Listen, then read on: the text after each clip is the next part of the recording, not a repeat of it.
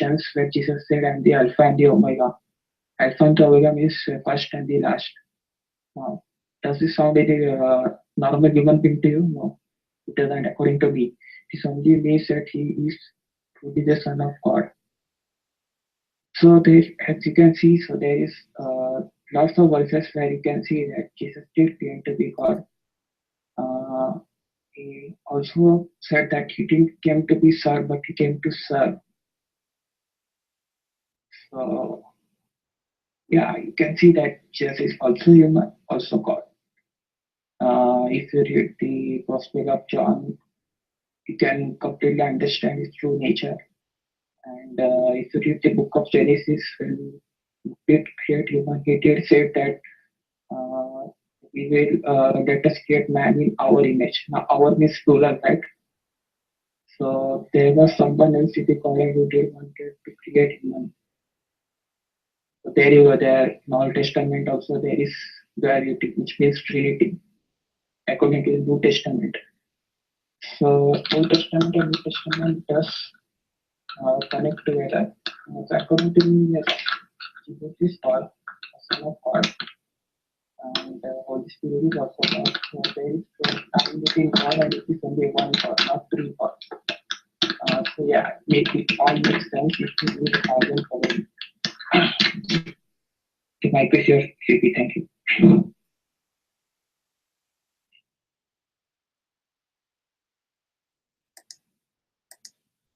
All right, thank you. Well, you know, the Bible is not a phrase you take and you place wherever you want. It's a book. So if you want to quote Jesus, quote what Jesus said. Quote when he said, "Me and the Father is one. Whoever saw me, he saw the Father." Quote him forgiving sin. Quote him ordering death. Quote him making people see after they used to be blind. Quote him. Quote everything about him, and then you will know Jesus. But you don't say a sentence Jesus said, and then you try to explain who is Jesus. Muslims are hypocrites. If we do the same about their prophet, they will say upset. They will say, no, you cannot do that. You should say what he said. All of it, not only this. Read 5 verses before and 5 verses after. Why you don't do the same?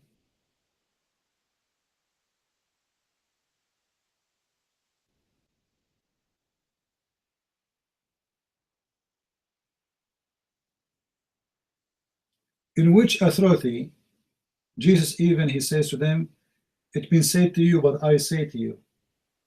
That is not an authority of a prophet.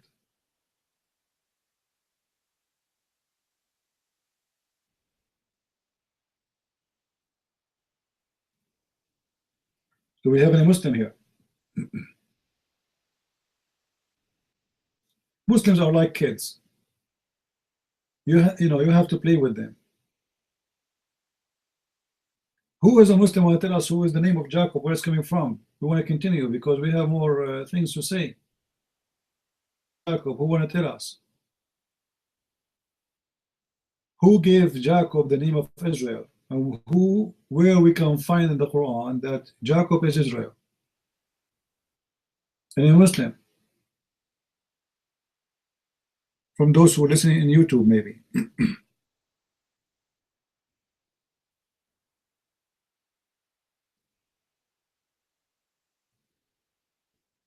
My friend, listen carefully. When a Muslim, he says to you, Jesus is just a man. He is just a prophet of God. Look at this Jesus. In their book, not Jesus in our book. Jesus in their book is born with no father. Jesus in their book, he spoke when he's in the cradle. Jesus in their book, he is holy. Chapter 19, verse 19. In their book, Jesus, he can tell you what you hide in your house. He can make the blind see. He can heal the leper. He can raise people from death. He can create from the mother bird. In their book, Jesus never died. In their book, Jesus in heaven. In their book, Jesus, he is the one who will come back and he will be victorious against the Antichrist. And all of this is just about Jesus, who is the man, normal man. So what the greatest prophet did, Muhammad, he was having sex and busy with sex and with the children. Reason the Messiah is and what he did in his lifetime. And look what Muhammad did in his lifetime. While the Messiah was resurrecting people from death, healing the sick ones, Muhammad was busy having sex with the children, making verses about God giving him women and limited number.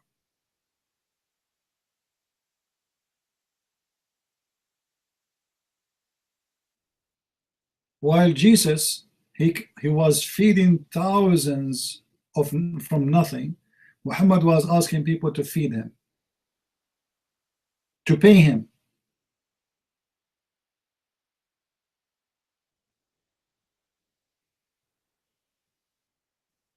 How in the world, like a Muslim, he forgot all those things about Jesus, and he remember that Jesus said, "Ili ili lama shabaktani." This is the only problem you have.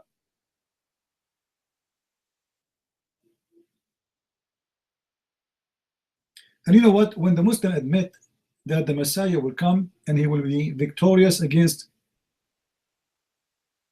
the Antichrist. Question: Christ is an Antichrist, not anti-Allah. Any Muslim can tell us? Christ is just a prophet, supposedly, right? So why the Shaitan, he will be Antichrist? He is just a prophet. Allah, he sent 124,000 prophets. Shaitan want to be only Antichrist?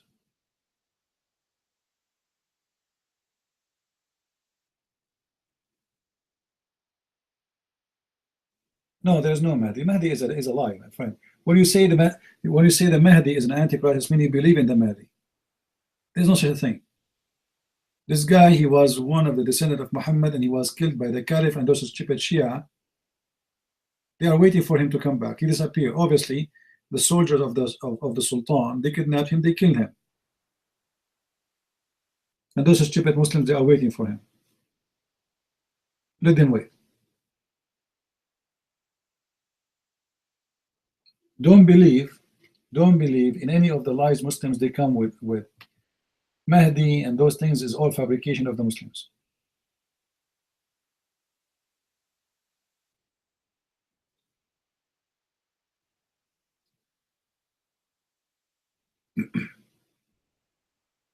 And Abdul. And do you know what the Muslim they fabricate about Al-Mahdi? Al-Mahdi, they claim that his mother, her name is Maryam.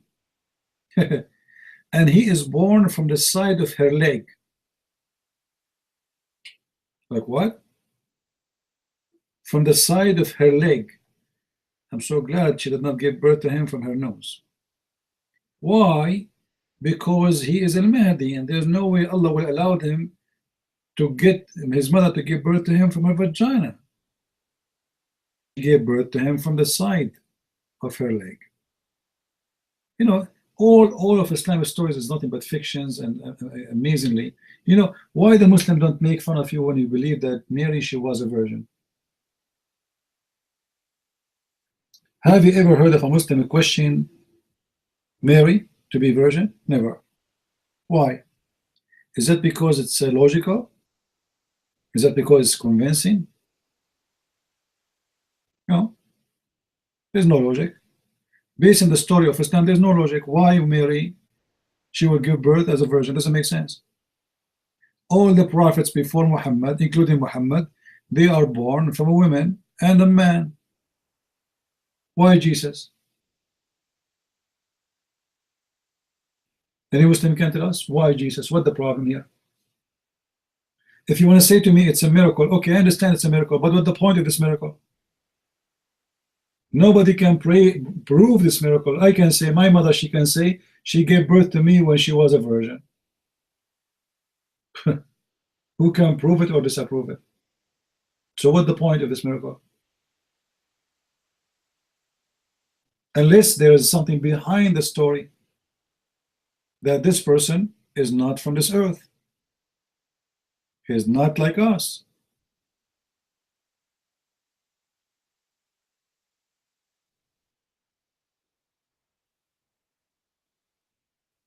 Otherwise, anyone explain to us why? Why only Jesus? The Muslim, they say to you, the Quran says that the similarity of Adam is the same as Jesus.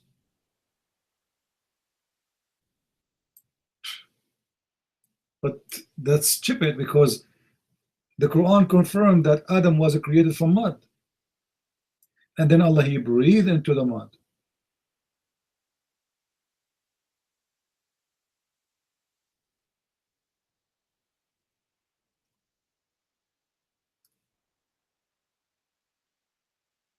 Can you Abdul?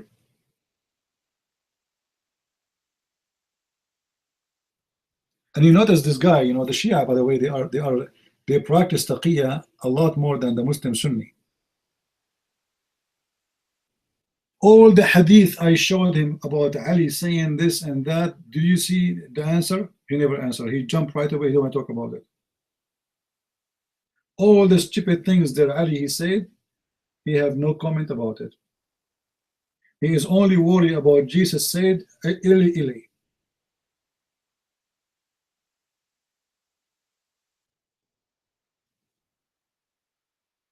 By the way, I hope you guys learn how to protect yourself when you have sexual activities with your wife. Because, you know, remember, Ali is the teacher here. All right? Like, if you don't want you have to have a son, he is poor, don't ever make you and your wife exposed to the sun when you have sex. Because if you do so, you will become poor, and then they will make you like me. Imagine. God forbid, you don't want to be like me. However, if you want to have a baby, you want to have boys. Anyone remember what you do if to have boys? If you don't want to have girls, anyone remember how to do it? How? You have to place your hand, the right hand, in the front of her when you are behind her, when you are having sex, and you put your hands, your fingers in her belly button. And then you say, may Allah make him call him Muhammad. And then he will be a boy. And then the guy, he have 7 boys. 7.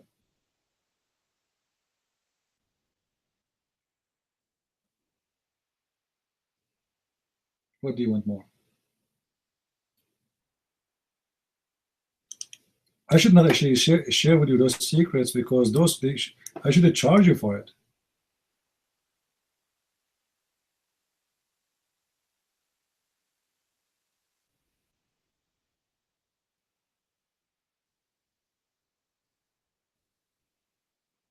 And Abdul,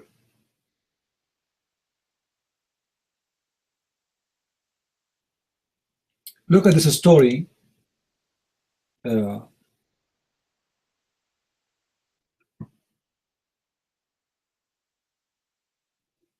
This is a story reported from Al-Hassan. Once Al-Hassan, he was eating. This is the family of Muhammad. He was eating, and then a lotus fell down in the food. So he grabbed that insect and he opened the wings.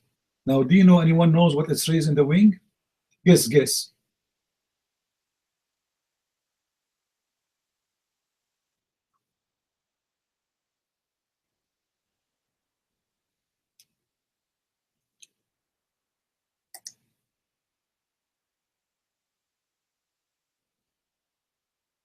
Let us see what those, we have names waiting, and we will continue.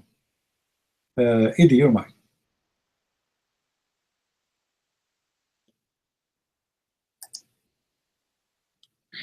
Okay, thank you, CP. Yeah, now, if I remember right, or is this a different sect of Islam, but doesn't the man, the first one, whoever discharges first, determine the sex of the baby? Mic free.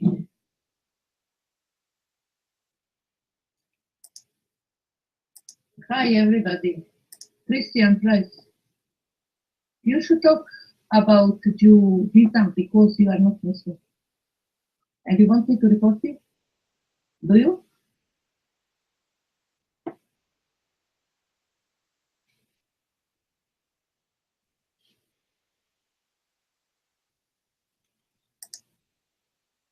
She want to report me.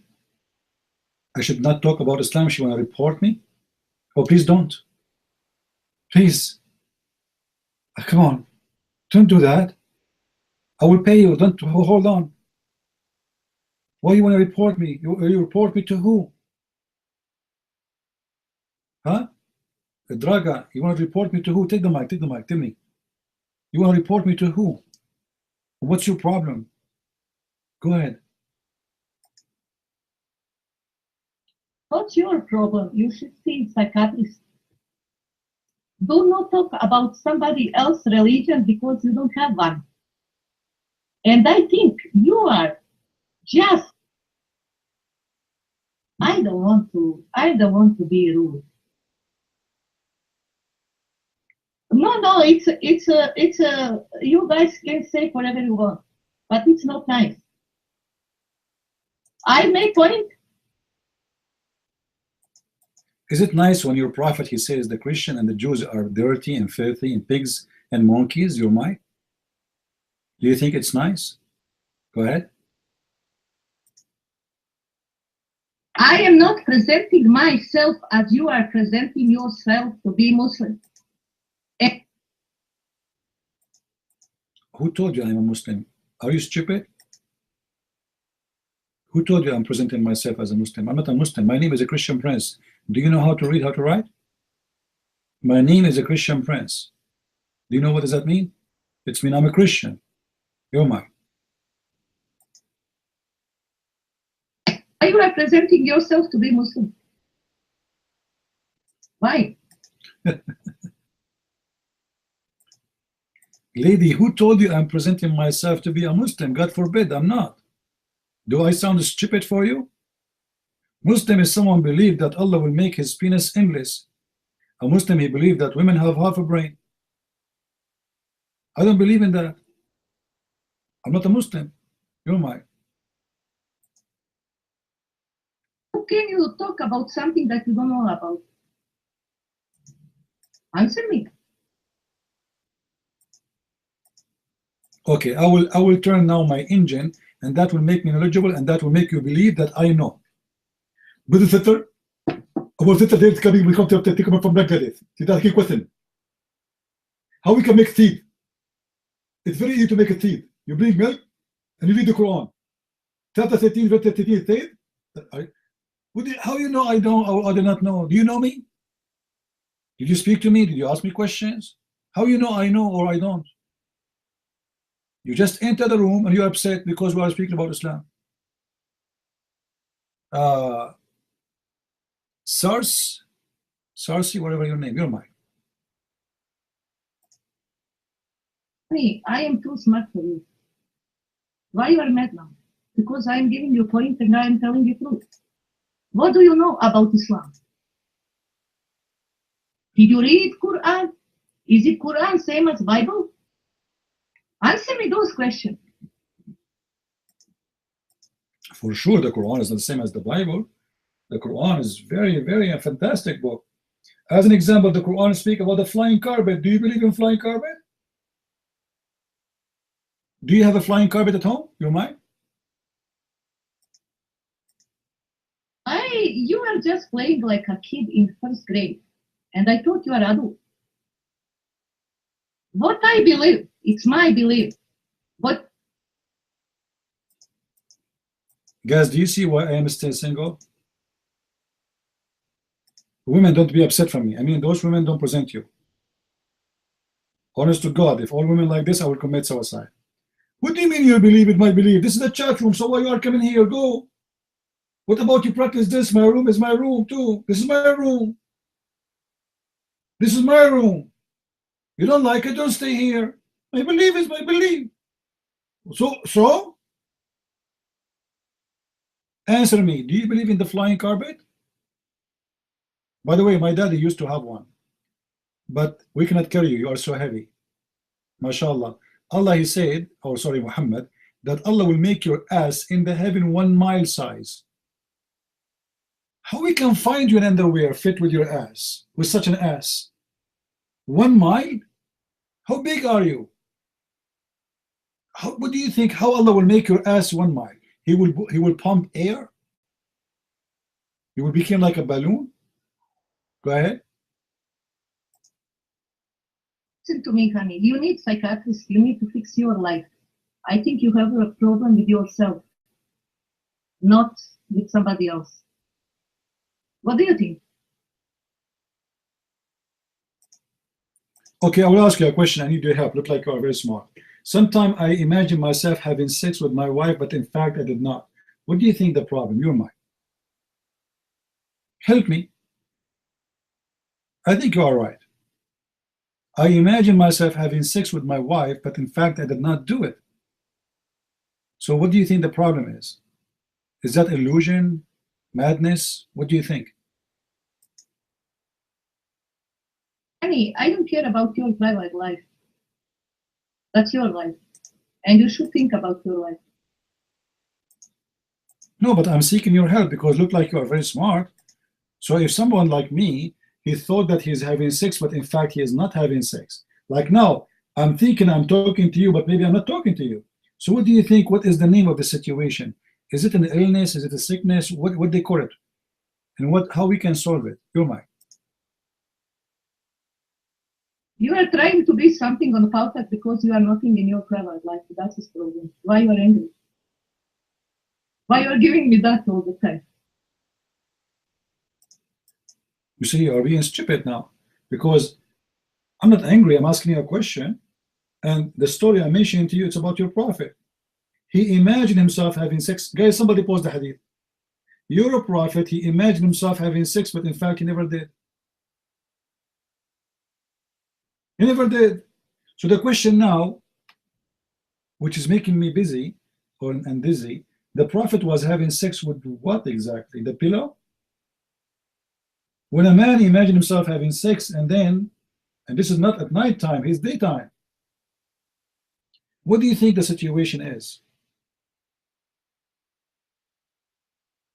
What is happening? He is suffering from illusion? Delusional? Go ahead. I mean, in my opinion, you have like a problem with the sex.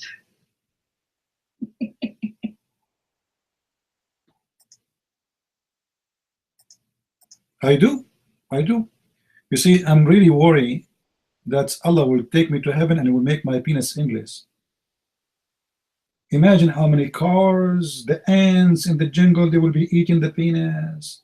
They will climbing over it. The dogs will be pissing on it. I mean, come on, is that a reward or a punishment? So who is the one who has a problem with sex, me or your prophet? He is the one who keep mentioning sex. What kind of a prophet? You are the one who said. The one who keep talking about sex, he must have a problem. I'm just quoting what your prophet said. Why your prophet, he promised the Muslim man that his penis will be endless and will never go sleep. Do you have an explanation? Go ahead. How do you know? Have you been there in those times? What? How do you know something that you haven't seen with your own eye?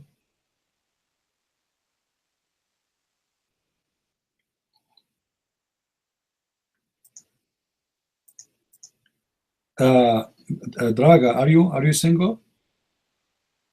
I want to ask you a favor. Please don't ever get married. Please.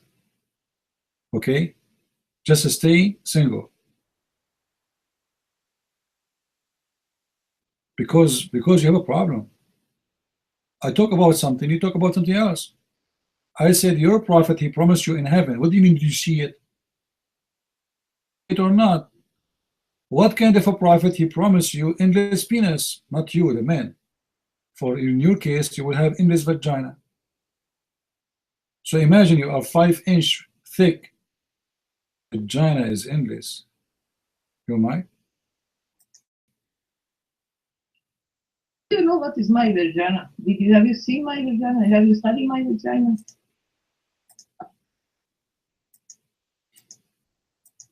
Oh boy. I don't want to see a vagina, lady. I mean, come on, I'm drinking my tea now. That's disgusting. What's wrong with you? We are talking about religion now.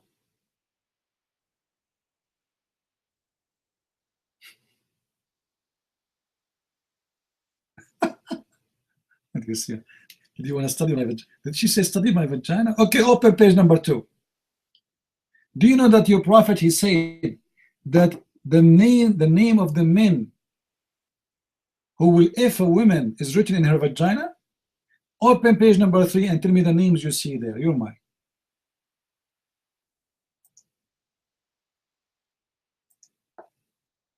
I am not talking about religion. I really don't care about religion. I'm talking now about you. I'm trying to help you. Just sit down, mad woman. We have enough of stupidity. Do we have any Muslim here?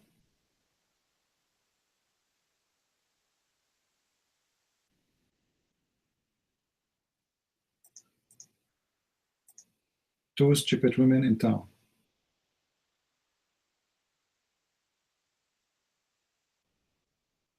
Imagine, guys, imagine those 2 women, they work with you, or 1 woman, she work with you in the same office, and she have a table next to you.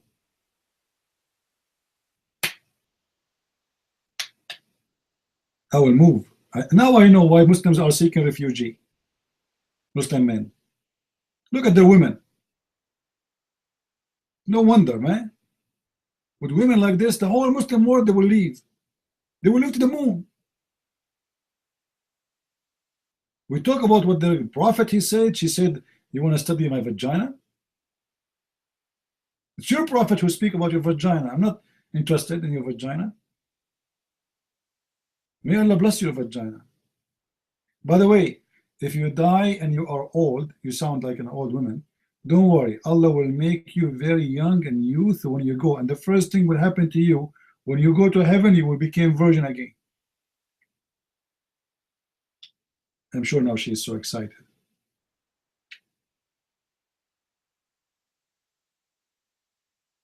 Any Abdul here? Yeah. Actually, in the Middle East, there's a product. It's called Virgin Again, made in China. Middle Eastern are #1 buyers for it, because Middle Eastern, it's a taboo to have sex. So the girls, they go and sleep around, and before they get married, they want a virgin again. So they have one of 2 choices: either make a surgery, which is more safe, but they're afraid that somebody might know about them, or they buy the virgin again product. She inserted there, so in the day of having the first night, whatever they call it, she claimed that she is losing her virginity and the blood will come out.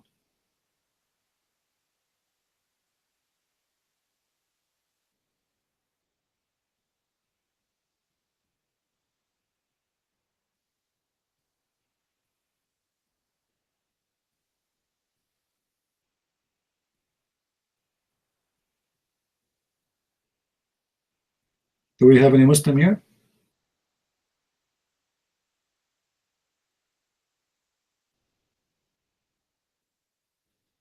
Somebody speaking about Jesus will be the judge by the word or by etc. You see, judge is a judge, and words will not make a difference. I can make the same statement and I can rephrase it again. When I say that the Messiah will come back as a judge, that have one meaning. Judge is a person who have authority and to rule. When we say we have an executive officer and we have an officer, when we say that we have a supreme judge and we have lower judge, at the end of the day, is that judge able to perform his judgment, or just a judgment of words to condemn? Jesus is the judge who can perform, and he judged by the word, and he is the word, and he is the authority.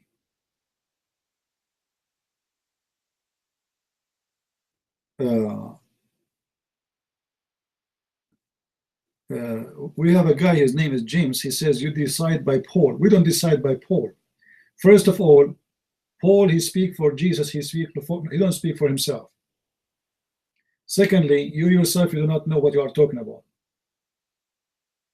Paul and the Messiah, both of them, they say the same, that the Messiah is the judge. When the Messiah, he will come in the cloud with the glory of his angels. He will say, bring them in front of me and slay them.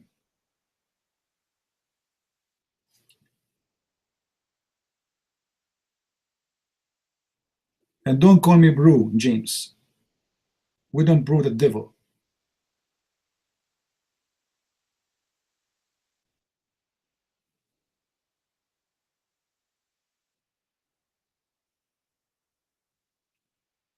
Do we have any Muslim here?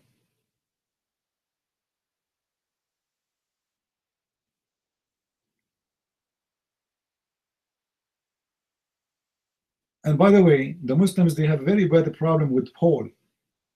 But the Quran mentioned Paul. We are dumb? Okay, put your hand up, Missin. Let us see how smart you are. Your mic, New Testament.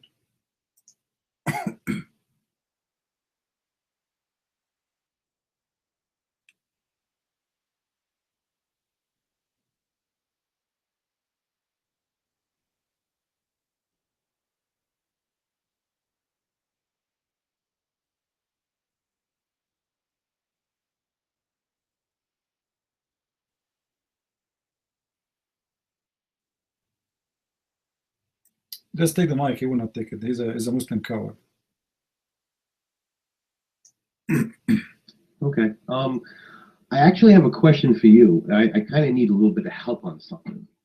I don't know if you have the time. It's kind of a big question. It has to deal with the David Wood and Sam Shamon's a Muslim. What do they call it? The Muslim dilemma argument. Is it okay if we speak on that? Your mic. Give me the question. Don't mention names for me, please. I don't care for the names.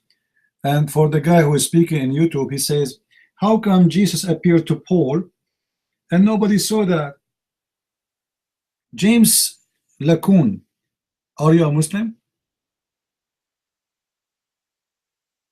Are you a Muslim? Because you are saying stupid things. Paul, after Jesus appeared to him, he's still killing Christians? Are you stupid? Don't like your prophet? Paul was killing Christians after he became a Christian?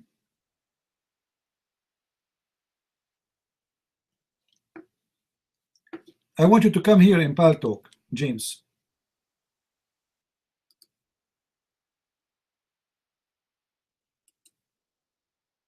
Your text will not appear in the chat no more. If you want to talk, come to me. Come to me. Let us laugh at you. Come to Paltalk. I want to talk to you by voice. Be a man, James. First of all, Muslims, they use Christian names to lie.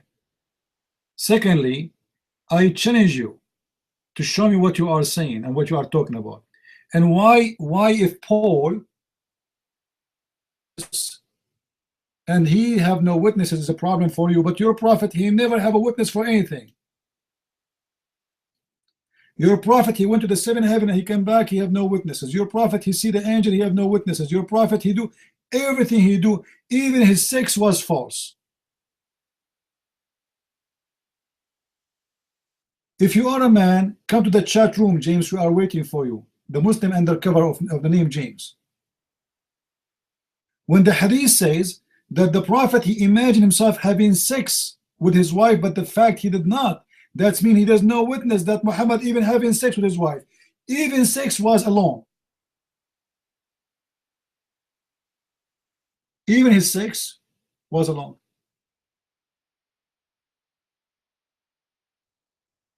We go back to you, New Testament authority, but please without names. I don't know. I hear about David Wood or anyone. Just give me the question. What is the question? You're mine. Oh, I apologize. That's actually a Windows-based thing. It's New Technology Authority. It has nothing to do with the Bible. I'm sorry for that mistake. A lot of people make that mistake. No, what I was referring to was the argument with chapter 5, verse 5, correlating with chapter 6, 115. You know, that argument? That's what I was referring to. I'm kind of in a bind on something on that. I wanted to bring it to your attention. That's why. That's what I was referring to. I didn't need to mention any names, but I know you know what the argument I'm talking about just by those two chapters. Your mic. Yeah, but what do you have? You said you have a question. I don't know. Give me the question. Go ahead.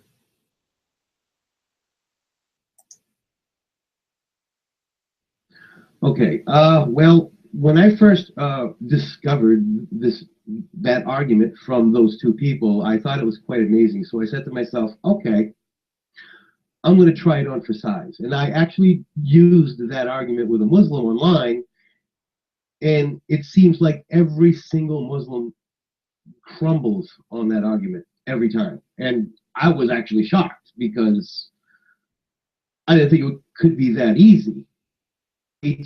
Chapter 18, verse 25. I mean, I went through all of them, and I can see the correlation that any question that they would come up for that was already covered, which I thought was amazing. But here's where I'm having a problem. The people who are not Muslim but are angry at the Muslims at this time. When I bring up that particular subject, they're actually getting angry at me. I'm actually getting friendly fire, and I'm going to tell you why. I understand that Isa is not Jesus in the Quran. I totally understand that, and I read into that, and I exactly, we understand that. But at the same time, I'm using Jesus as an argument, if you know what I mean.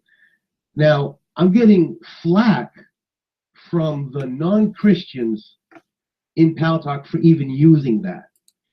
And I ask them why. And I'm not really getting an answer, but I am getting an answer, if you know what I mean, because we understand doublespeak. These people just want the world to burn. And they're angry. And I can understand that. But to fight with a Muslim in an argument in Paltalk for 2 hours, and I come in and I decimate him less than 5 minutes with this argument, people are happy that it happened, and half the people are angry. And the people who are angry are not even a Muslim. You see where my dilemma is now? Your mic. All right. Can you tell us the argument you are talking about, how you understand it, so people they can what you are talking about? Can you, like the same thing you say to the Muslims? Let's see what those Christians will say to you. As you said, the Christians, they are causing your problem. So can you tell us what is the argument exactly? Your mind.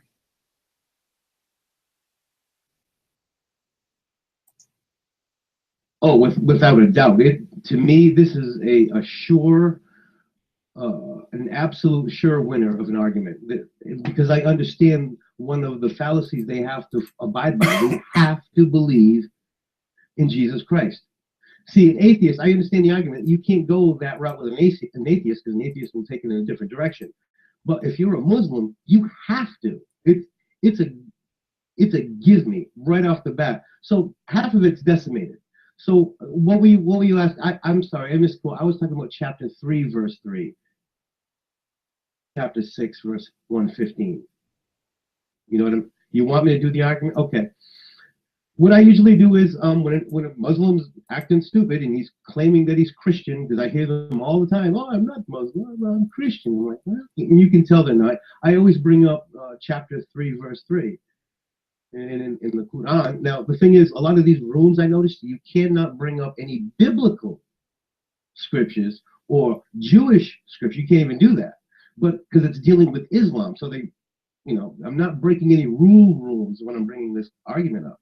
So I'll ask the Muslim, I say, do you believe that the Quran is the absolute word of God? They go, yeah. So I say, okay, let's read chapter 3, verse 3. And I say, and it says, See, there you go. Ed's right on top of it.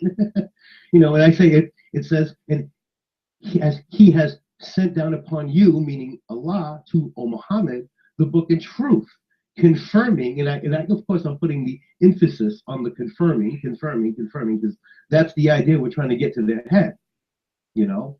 And then of course it says, and he revealed the Torah and the gospel. Now when it says gospel, I had a Muslim say, okay, I'm going to read this passage in Arabic. And of course they use the word Injil, which means gospel. And I get this argument, well, you get the wrong gospel. It's the wrong one, they say. It's a different one. So I ask them, which gospel is that, the missing one? They go, we don't know. They say it's hidden. Yeah, the Injil. Thank you, lady. And I say, well, if it's hidden, then which one are you talking? If you wouldn't even know about it in the first place. And I said, you know what? To even rectify that question, the Quran still answers it, because it talks about the book of Psalms in chapter 17, verse 55, where it says, and your Lord is most knowing of whoever is in the heavens and in the earth. And we have made some of the prophets exceed in others in various ways. To David, we gave the book of Psalms. I mean, so you ask yourself, what other gospel has Psalms? Well, you already know there's only one gospel, so they can't use that argument. And if they're going to say, well, it's 4 books, well, it's the book of Psalms. It's still in the gospel. It's a no-brainer, you know. And then if they have to believe that it's all the word of God, you show them passages in there where it's like I said, like chapter 6, verse 115. You can't change Allah's words. So I correlate to them that God is all beginning, all end, you know, Alpha, Omega, and you cannot. He's the same then as he is from now on. You know. So that starts to mess with their head. I see it happen. I see them pause, and it's checkmate. It's absolutely amazing to witness. Now, the Christians in the room are like, that was wonderful. But the other people they're not Muslim. I don't know who they are. I don't know what their belief systems are, but they get angry. And what they say is, you can't use that argument because Jesus isn't Jesus in the Quran. It's Isa. But we all know the story of Isa, how it's still not the Jesus. The argument I'm getting it from is not from the Muslim, but it's from the people witnessing what I'm doing to the room, to the Muslim, and getting angry at me because I had to bring up Jesus. That's weird. I just find that very strange.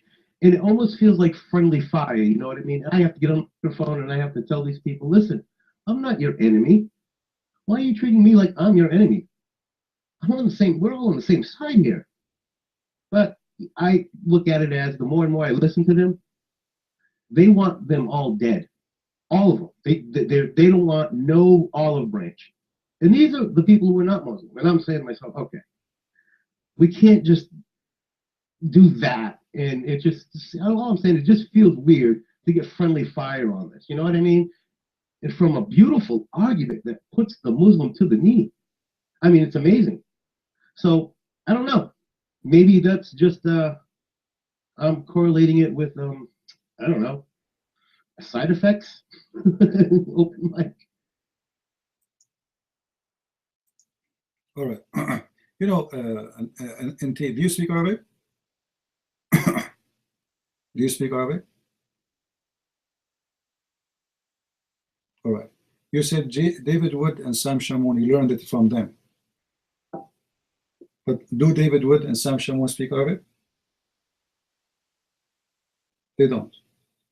None of the Islamic translation, it says that he approved what is between their hands. Not even one. Do we agree?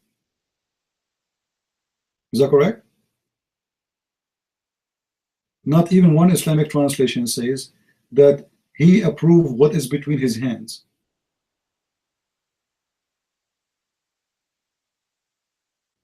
They say in the translation what is previously sent before him. Okay, so how David Wood, he was able to know what the real translation is?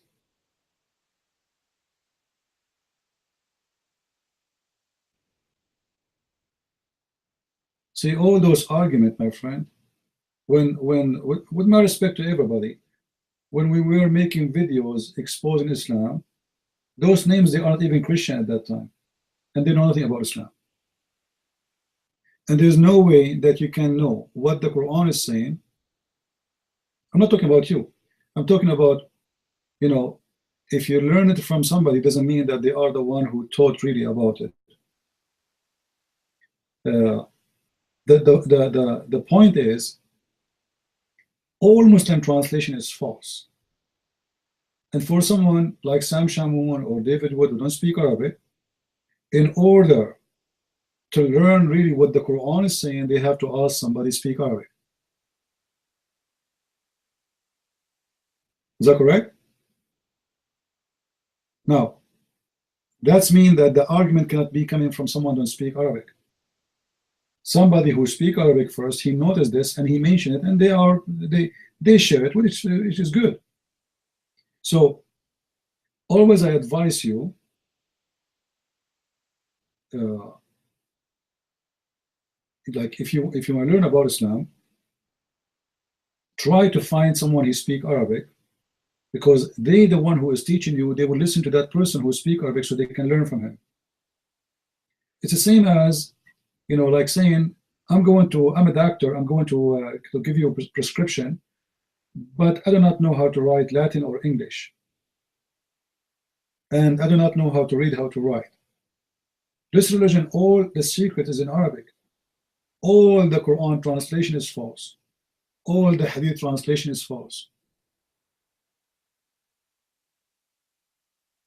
No, I'm not saying you cannot. No, you cannot use the Quran.com. You cannot. It's a false translation. That's what I was saying all this time. If you read all the translation, you will see not even one of them is true. So how you can use it? What the names you mentioned, David Wood and Sam Shamoun, they are not using the translation of those websites, because the translation there doesn't say that. They are using an accurate translation given to them by somebody, an Arabic Christian, let us say, whoever that is. You know what I mean? It doesn't matter audio or not. Okay, do you listen to the English? The English audio is nothing but what is the text translated, right? There's no difference between the audio and the text. Yeah, I will give you the mic.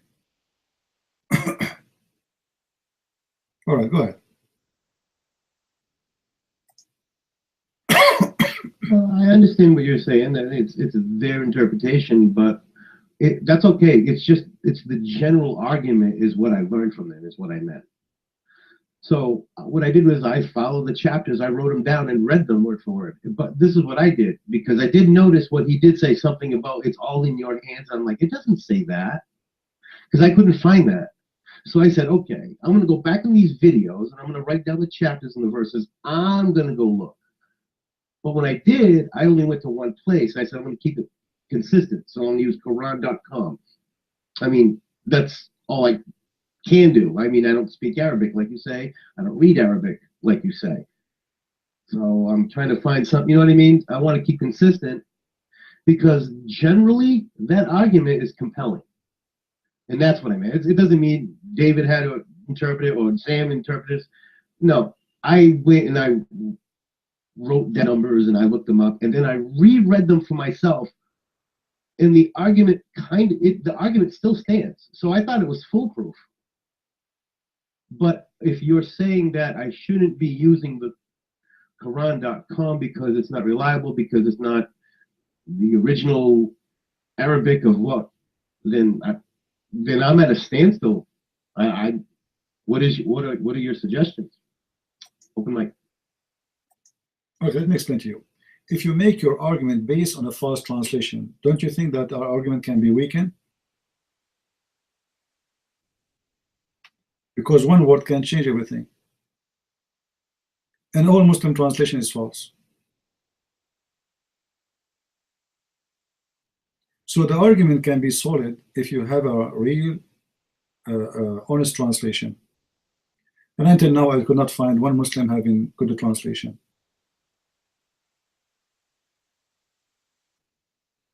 I can give you tons of examples. Like you can quote for me any verse right now. I'll read for you in Arabic, I'll read for you in English, and you will see right away the difference. This is why, actually, if you ask Muslims, do you agree with the Muslim translation of the Quran? They say no. Not even single Muslim he agree to tell you that he agree with this. If you ask someone like Shabir Ali, what is a translation you approve to be accurate? He will say none. Why are you saying none? So why is holding the book in his hand? Liars. Those translations are made to deceive you. If we go and look in the Quran, where the Quran says that he approved what is between his hands, you will not find a single translation given. It's impossible, you know. As an example, if we go to chapter 2 verse number 41, who can help us with the translation, guys, with the posting the translation? Chapter 2 verse number 41.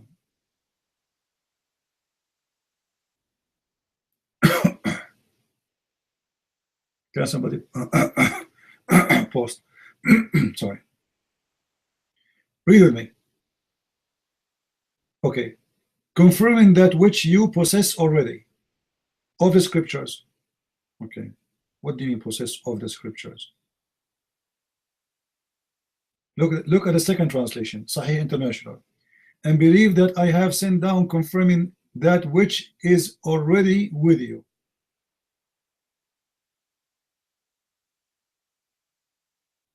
Chapter Shakir. And believe in what I have revealed, verifying that which is with you.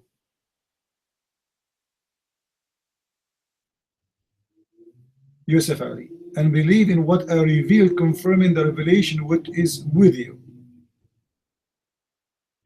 You know, the word there,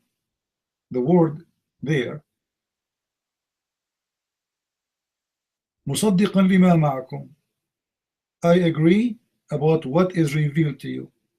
Look here, the Muslims, they have no problem to say that what is between your hands as it is. You see that translation is accurate somehow. Why? Because the one who's saying that is Musa's.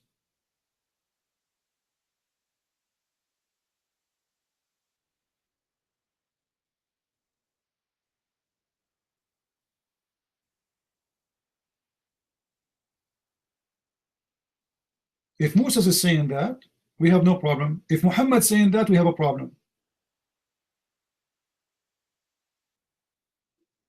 O children of Israel, believe in what I sent to you. Who is the one supposedly talking? If you think about it, it's going to be Muhammad. So if it's Muhammad saying I believe in what is between your hand, or the Jews, then we have a problem. If it is Musa's, we have no problem.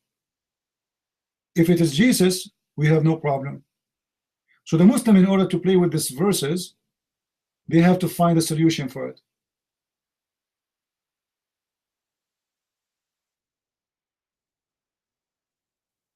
The same statement appear in the Quran in different place.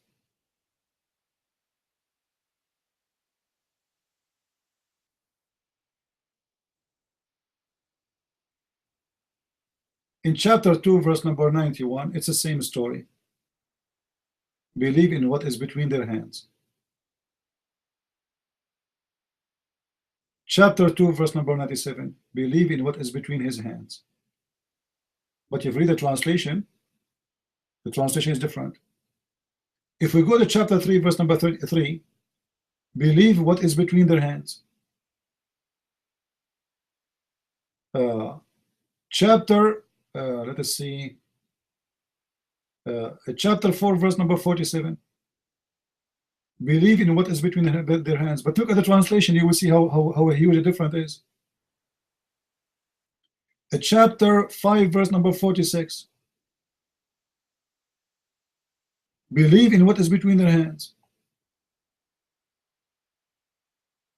Chapter 5 verse number 48.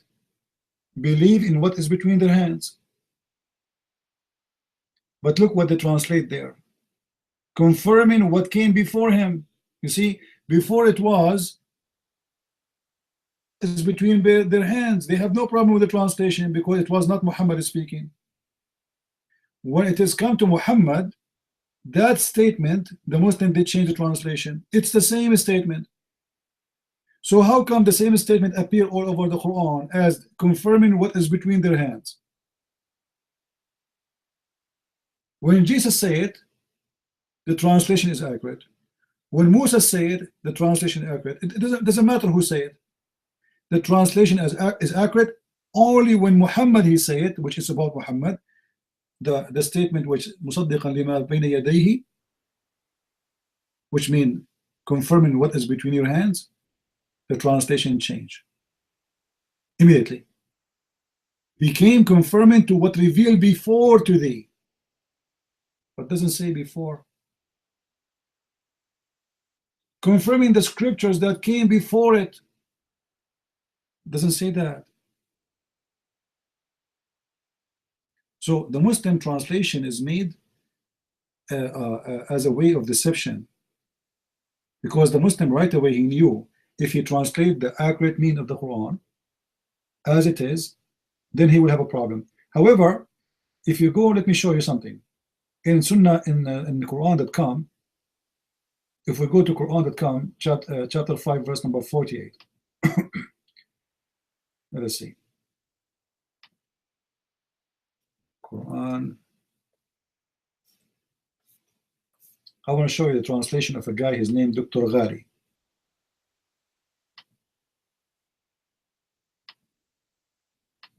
Dr. Ghari.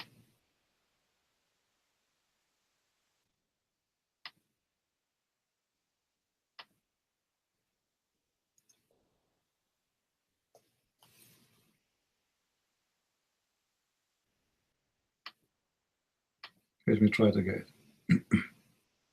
This guy, sometimes he come with an accurate translation, sometimes he don't.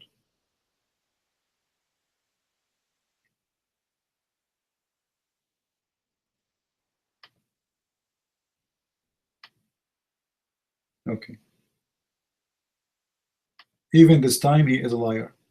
Look what it says. And we have sent down to you the book with the truth, sincerely verifying whatever of the book was before it. It doesn't say it was before it. It says what is between your hands.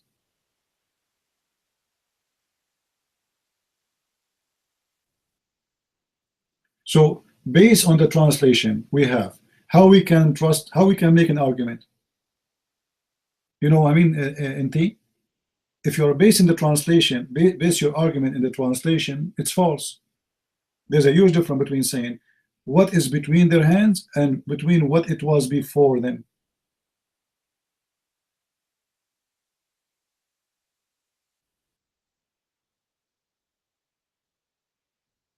So a person who don't speak Arabic, he want to make an argument with the Muslims, he read the website, he base his argument in a false translation, then he might end with a false argument too.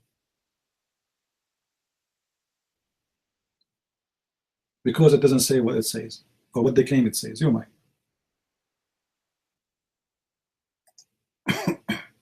Yeah, what's crazy is when you highlight the Arabic, it shows the discrepancy. It doesn't have in his hands in the English. Right there. They might as well just scrub off the English and just highlight and write down what you highlight. All right. If that's the case, is there any place online that has an accurate translation that you know of? Or they're just one of those things that just don't really exist? I don't know. You're Mike.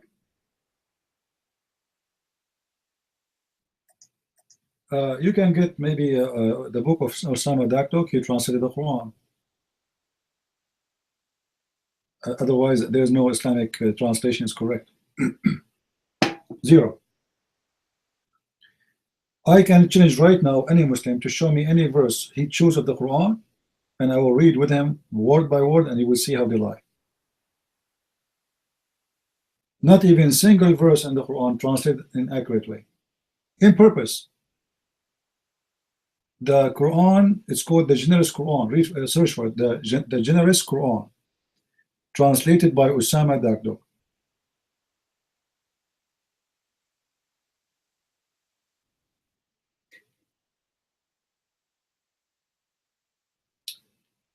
Okay, just yeah, here we go. I type it for you. And by the way, even the Quran translation, like Osama, he got it right. The name of the Quran, the Muslim they call it Al Quran Al Kareem, not the Holy Quran. They don't call it holy. Even the Muslim don't call it holy. In the translation, all of them they say holy. The Muslim they call it the generous Quran. This is true. However, I believe in most more accurate is not to call it Quran, because it is not Quran, it is Mus'haf. It is not Quran.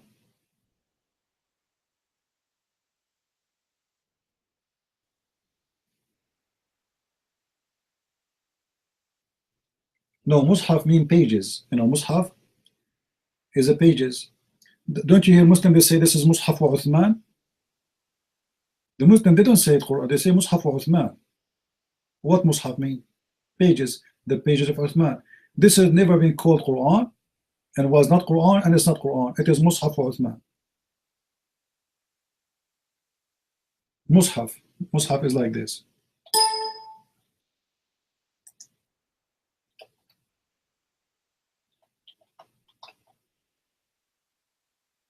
Mus'haf. You know, I'm trying to make it sound like Arabic. Yeah. Did you see the video I made about the Hafs? Any of you watch it? The video about Hafs? Go and watch it. And let us see who is the Muslim he dare to refute it. The Quran the Muslims they have today is reported by the recitation of Hafs, not even Uthman. But Hafs in their books is called a liar. They reject his hadith. Any hadith is mentioned by Hafs is rejected. Not only da'if, is thrown in the garbage. They accuse him to be kadhab, which means a liar, and he's a thief, and he's a fraud. So how the Muslim accept Hafs Quran, but they reject Hafs hadith? How he is a liar in the hadith, but he is honest in the Quran? You know what I mean? You see, if somebody is a liar, if somebody is a liar, he's a liar. And which one is more important for the Muslims? The Quran or the Hadith? They say the Quran. So he is rejected in less important matter and accused to be a liar, and he is accepted in more higher matter. It's like, guys, you know, if you want to join the army, they do security clearance for you. I don't know if any of you have been in the army before. So imagine, or let us say you want to join the government, an office in the government. So you are a person who will make coffee. Coffee. You want to work for the FBI, you are the janitor who make coffee, who clean the floor for them, and then your security refused. You did not pass security just to make coffee, but then they accept you to be the head of the FBI. You know what I'm talking about? You know what I mean? How he is not allowed to take a less job because he is a liar, but he is allowed to take a higher job, a lot more higher, and he is not a liar no more.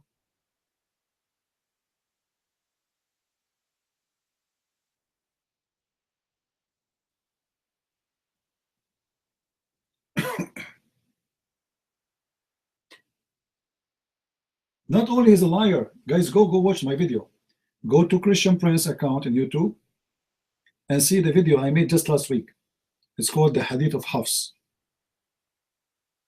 See with your own eyes how they accuse him that he's a fraud. They say that Hafs, he borrow books. He borrow books. And then he recite them claiming that those are his own. He copied them. He copied the books. Like imagine you wrote a book. Then Hafs, he borrowed it from you. And then he copied it. And then he claimed that this is his book. This is what they're saying about him. And they say word by word, they say, Kadhab, he is a liar.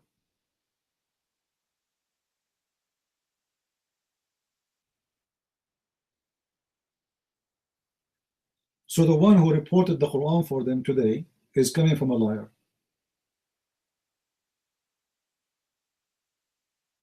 And not only this, he is a liar, and the master of Hafiz, which is Asim, he's a liar too. So a liar learned from a liar, and this is what the Muslim they have.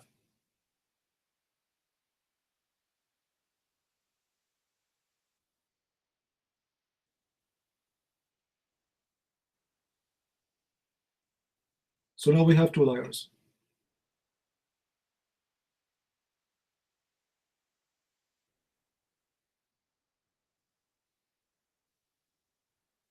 Any Abdul?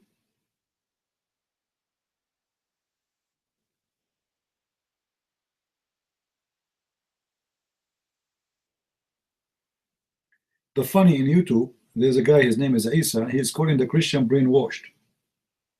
It's not them who believe in an endless penis are brainwashed. It's us. It's not them who believe that God will provide them with women you can see through their bones. It is us.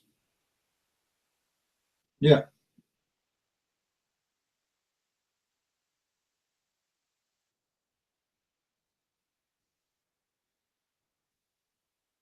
A Muslim is talking about a brainwashed.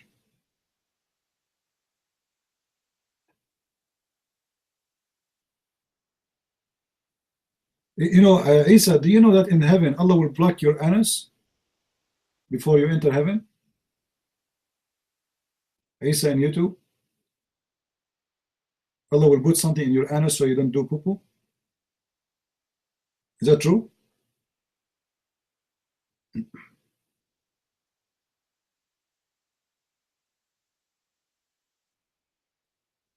How are you, Misan? Well, answer, is it true that Allah will block your anus when you go to heaven to be sure you will not do poo-poo inside? Bakara 2171, and the example of the disbelievers, the similar as they call himself. Yeah, this is exactly of the Muslims. The Muslim, you ask them, you believe in the Quran? You say yes. Do you know the Quran? They say, we recite the Quran by heart. Can you explain the Quran? They say no. This is a verse about you, you idiot. You recite the Quran, you carry the books in the top of you, but you do not know what the books mean. Donkeys.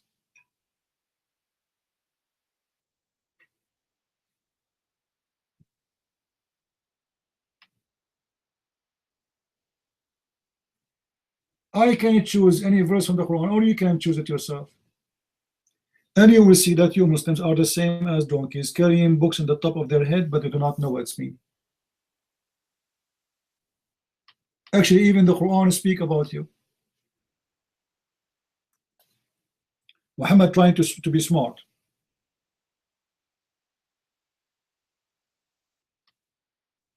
Because he cannot explain the Quran. So he said in chapter 62, verse number 5, the similarity of those who carry the Torah is the same as donkey carrying books.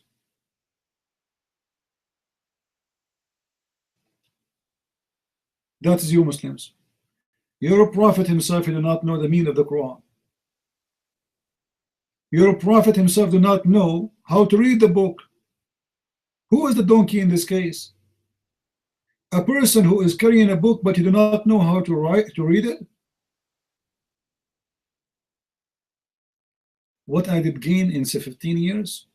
What's your business? I gain a lot of Muslims leave Islam. Is that hurting your feeling? Guys, do you see the verse? Do you see the verse? Muhammad is speaking about those who carry books, and they are donkeys. But Muhammad himself did not know how to write, how to read. So who is the donkey? Auntie, prove me I'm lying. Here we go. Put your hand up and let us see. A prophet talking about donkeys carrying books, but he himself cannot read it? Who was the donkey in this case?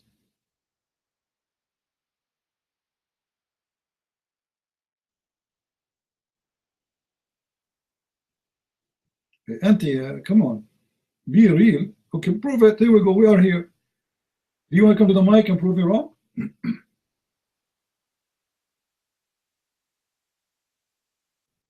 Hold on. According to your prophet, he spoke to a donkey, and the donkey converted to Islam. And not only this, the first suicide bomber in Islam is a donkey. Is that true? Sure, take the mic, go ahead. Is it true that the first person who suicided in Islam was a donkey? And your prophet, I asked him if he liked females. Go ahead.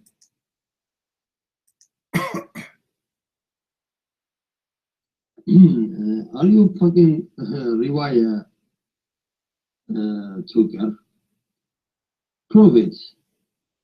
Where did my prophet say that? Who said that my prophet said that? Did my prophet himself say that, or somebody else say it? Some Christian or Jewish piece of shit like you say that. You know, a lot of stuff are attributed to my prophet, but it's not going to work. What is in the Quran saying that? Show me in the Quran. Don't use the Christian hadith or Jewish hadith. Those who tried to destroy Islam throughout the centuries. And you only can talk about those fake hadith that befitting in you. Can you bring me from the Quran that's saying that? Take the microphone. Oh, so you take only from the Quran. Okay. Well, can you show me in the Quran where it says you have to pray 5 times? As long as you take the Quran only. Can you show me? Go ahead.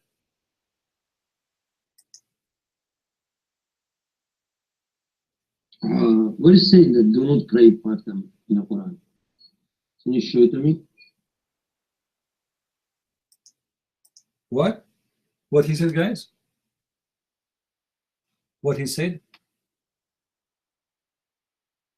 The Somalian is very hard to understand him. He said, show it to him. I am the one who's asking you, where in the Quran it says that you have to pray 5 times. As long as you are a person, don't go by the hadith. The Quran says you have to pray 3 times. Chapter 11, verse number 114. Your mic. Chapter 11, verse number 114. Go ahead. No. Listen, Quran doesn't say pray 3 times. Post it. Quran doesn't say pray 10 times, 5 times, 3 times, 4 times. Where is say do not pray 5 times?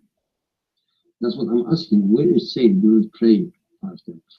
Can you show it to me where it say 3? Post the verse. Don't be coward to twist, to give your own meaning to the people and just say the verse this, the chapter this, verse that. Post the verse where it say 3 times. It doesn't say 3 times. You are a fucking liar. There's no word 3 times there. Don't use a bad language, otherwise I will push the Quran inside your anus and you will never get out. Behave yourself, Somalian boy. Filthy like your mother and your father. The verse in the front of you, idiot. They are posting it. Are you blind? It says you pray 3 times a day. The mic is yours. Well, first of all, you're an ignorant. The Quran is not in English. And you're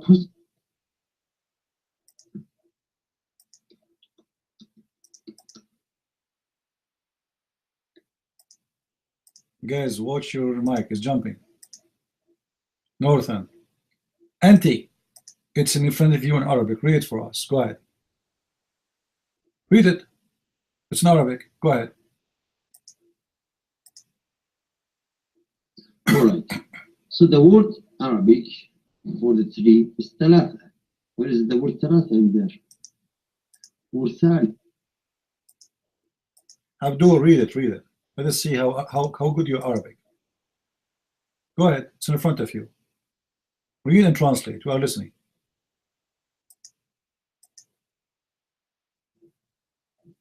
Wait a minute. Wait a second. You say Quran said tree. Where is the word tree? Do you know what is the word tree? Can you? I don't know who's a donkey here. He did not need to say three. He said, you pray the two end of the day and the approach of the night.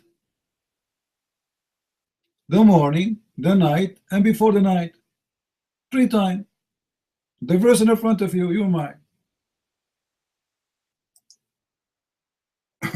No. Wait a second. All right. You said tree. Translate the word tree into Arabic. Go, Somalian boy. Bring me your daddy here. I have no time for stupid talk. Give me the word tree. Can you give me the word tawheed? Can you show me the word tawheed in the Quran? Stupid. Don't you think people are laughing at you, auntie? You don't have a brain, Somalian boy. You speak from your nose, which is full of boogers. Show me the word three. Show me the word three. I do not need to show you the word three. It says the two end of the day and the approach of the night. This is 3.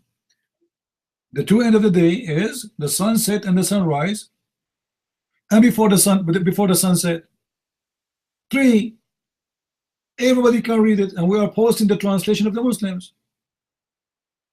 Who am I?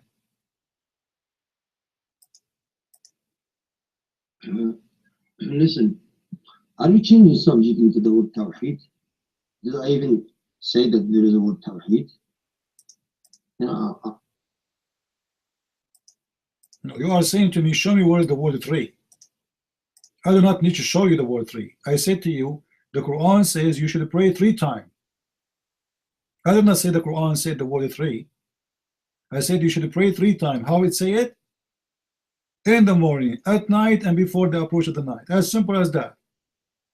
You're mine. Get out of here, stupid idiot. I have no time for kids. Go. Stupid donkey. Where is the word 3?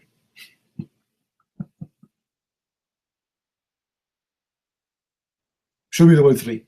I want to see the word 3. What is the word 3? This is the word 3. As you know, the stupid Muslim, he think if he lie, he say it doesn't say that. It's mean the whole word is blind too. A Muslim is stupid the same as his prophet. You remember the hadith where Muhammad, he said when a blind man came to his wife, to his house, Muhammad, he said to his wife, cover yourself, cover yourself. The wives, they said, why? He said, what do you mean why? They said, he is blind. The prophet, he said, yeah, well, he is blind, are you? Look how stupid he is. The guy is blind. So what the benefit of covering himself? Do you see how stupid he is? Because he got busted. He looks stupid. So, prophet, why you want to cover ourselves? He is blind. But he is blind. Are you? Like what? Covering themselves from who? So what if he's blind? He cannot see them. And so what if they are not blind? Who is the one? Muhammad, he should say we should cover the man. What covering their hair have to do with this? The guy still, he cannot see them. So what the point?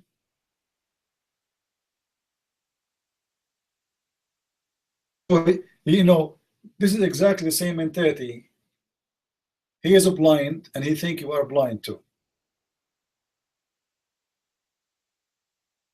Stupid logic of the Abdul. I want to ask people in YouTube: is the new the Paltalk version we are using there in the broadcast is better than the other one? I think it's better because the text is more clear. I think you guys, you can read it better, right?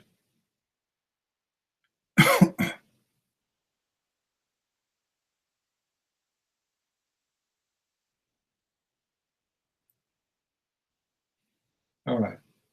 You see, this is a new computer I ordered because my computer, the one I used before, it keep crashing. I gave it honey to my old computer, it's not working. I gave it camel urine, it's not working. I gave it ajwa, 7 ajwa, still not working, keep crashing. So I give up. I said, you know what, I cannot do it, you know, so I have to buy a new computer. Yeah. And you know, I'm thankful for those who they are helping us with donation. Otherwise, it's going to be a problem.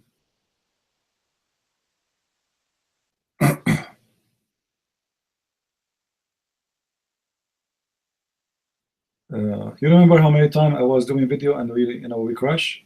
You remember? But in the last few days, this guy, he crashed every 5 minutes. I don't know what I'm doing, and it's I cannot do anything. You know, heart attack, heart attack.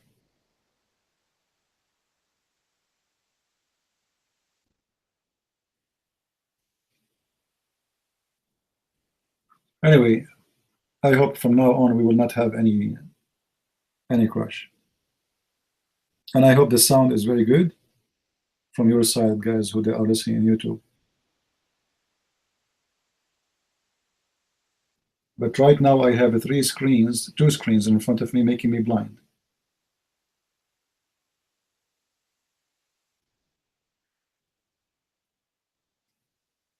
Do we have any Abdul?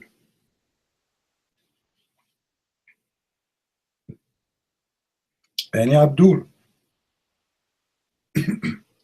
Half Abdul.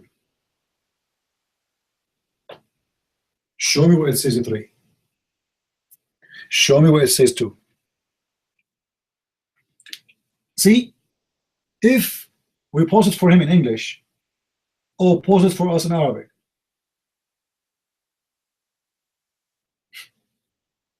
if you don't speak Arabic, he will say to you, you don't know Arabic.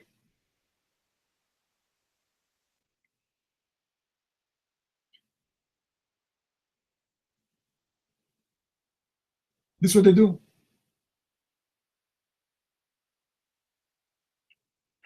You know, Misan, as long as you are posting from the chapter of the bees, An-Nahl, I want to ask you a question. Is it true that your God in that chapter says that bees, their honey come from their belly and they eat fruits? Is that true?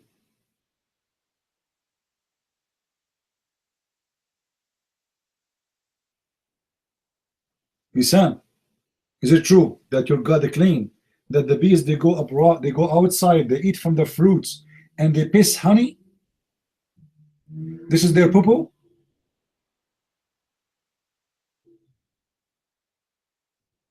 Don't play that on me. You are the one who mentioned that chapter. Is that true? That according to the Quran, the honey is the poo-poo of the bees?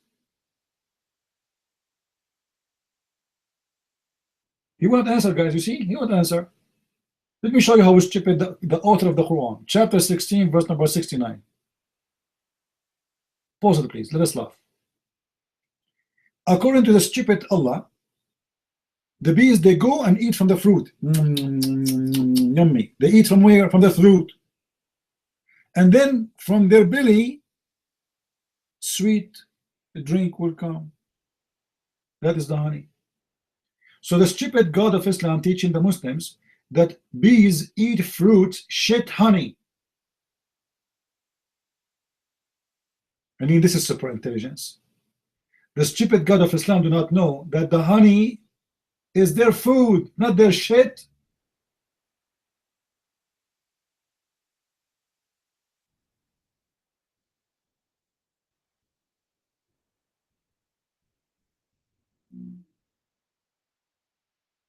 They are posting the verses in front of you. Don't you see it? 1669. What kind of a smart God he teaches the teaching? They eat a fruit, they shit honey?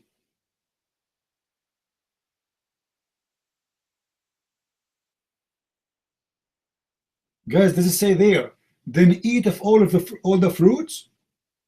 Does it say that?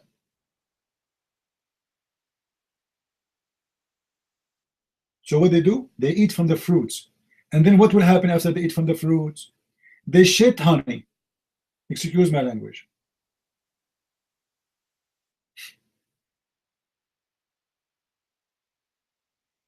Super intelligent. Are you there, Misan, Mr. Honey verse? Do you want to talk about Al-Baqarah, Misan? Is it true that in the Al-Baqarah is called Al-Baqarah because Musa he beat a man by the beef and the balls and the tail of the cow and he make him come back to life? Is that true? Cowboy? Do you really believe that if we beat a man with beef, he will come back to life? Let us go to the grave of Muhammad and beat him with beef.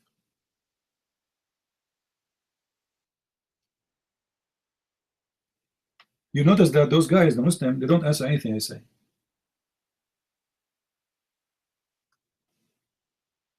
They don't.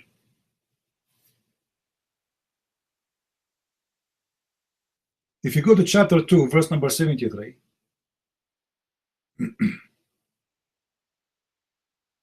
or you can read the few verses before, you know. Read from verse number 71. Allah told Musa, go and bring a cow. And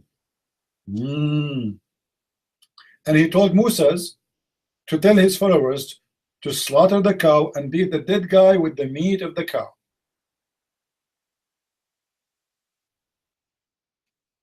And then the guy, he woke up. They asked him, who is the one who killed you? He said, Obama. And he died again. I mean, this is super. This is why if you go to the FBI building, you will find in the first floor, they have a refrigerator full of beef. Full of beef. Each time somebody get killed, they take him to that room, they beat him with beef. He woke up, the FBI asked him, who is the one who killed you? He said, Christian Prince, and he died again.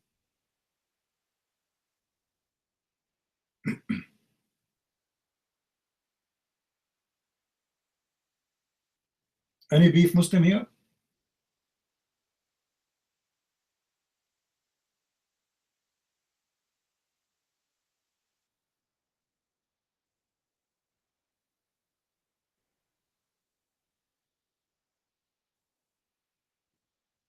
Look what is, just to show you. Let me stop him here. This guy here is just flooding the text with nothing. You know, guys, if you investigate every verse a Muslim he posts, you will see that he is an official donkey. Chapter 2, verse number 2 to 4. Should we read it? I would love to. Is a living proof of a stupid donkey. His name is Muhammad. Chapter 2 says that this book have no doubt about it. So why Muhammad he have a doubt about it? Potato Abdul, if Allah told Muhammad in the Quran, this book have no doubt about it. So how Muhammad himself he have a doubt about it? And he asked him to go and ask the Christians. فإن كنت في شك مما أنزلنا إليك فاسأل الذين يقرؤون الكتاب, chapter 10 verse number 94. How chapter 2 verse number 4 verse number 2 says that this is a book have no doubt about it, and Muhammad don't believe in it and he have a doubt about it?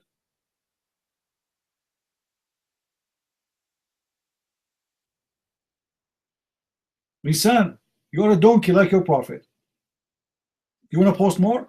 Do you notice that each time you post something I get you busted? You keep moving like a monkey from a place to a place. Now I challenge you to answer.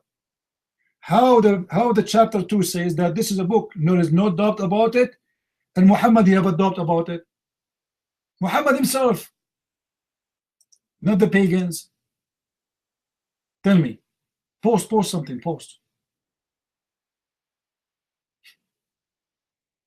The Prophet himself do not believe in the Quran, but the Quran says this is a book, have no doubt. Who is the donkey here? Who is the stupid who made this book? And how in the world the prophet of God, he is not sure he is a prophet? You people of the book are lost souls cursing God. We are not cursing God. God him curse himself. Your God, look at himself. Your God himself, he cursed himself by saying stupid things. Now we want an answer, my son. Why you're a prophet, he have a doubt about the Quran? You are the one who mentioned to us in chapter 2, verse number 2. This is a book, have no doubt about it. So why you prophet, you don't believe it? Yeah, just sit down, puppy. Puppy like your prophet. Do we have any Abdul, brave Abdul, welcome to the mic.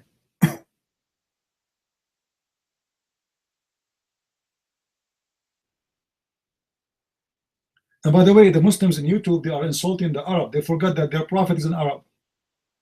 The Arab are stupid. Okay, I agree. No problem. And the proof that the Arab is stupid is your prophet. The man who say, if you have orgasm first as a man, the baby will be a boy, he must be stupid. I agree.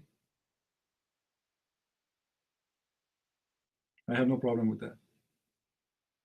A prophet who kisses a black stone, he must be stupid. I agree. And the black stone in the shape of a vagina. A prophet who says to you, go and clean your ass with 3 rocks, he must be crazy. What if your ass is not clean with 3 rocks?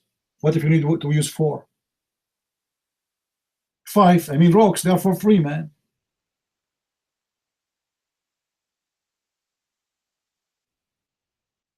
Do we have any Abdul?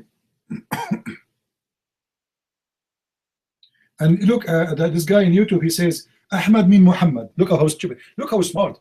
Ahmad mean Muhammad, guys. Ahmad mean Muhammad. If Ahmad mean Muhammad, so why you call him 2 names? And what Muhammad mean? The praised one. You Muslims are kuffar. The praised one must be God. No man should be praised one. Look, guys. What Muhammad mean? The praised one. One. Who is going to be praised? One. Who is that? Muhammad. Do you see the proof that Muhammad is a guy making the Muslim worship him? He changed his name from Qatham to Muhammad. And what Muhammad mean? The praised one. So we don't praise Allah. If we praise Allah and praise Muhammad, then the name is wrong. Praise 2. There's a series, it's called what? I don't watch too much. The Miraculous 7 to 2, 3, like those guys who fly the green, the guy he's a green and the other guy look like a rock. What they call them? You know what I'm talking about? It's a fiction. Fantastic Four. Here we go. We have the fantastic. So you should say the praised 2. When you say the praised one, it means there's only one. Guys, do you understand what I'm saying? If Muhammad's saying that he is the praised one, his name is the praised one, it means he is the only God. For there is no one should be praised but God. Nobody should praise a man. Nobody should praise anyone. You praise God only. You say praise God. Muhammad himself, his name is the praised one. He claimed to be God.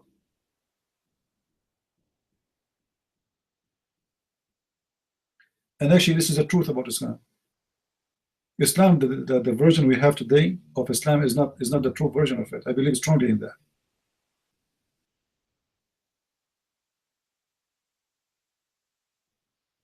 Anyone heard of a prophet, false prophet, his name Prophet Mani? Anyone heard of that name? Prophet Mani?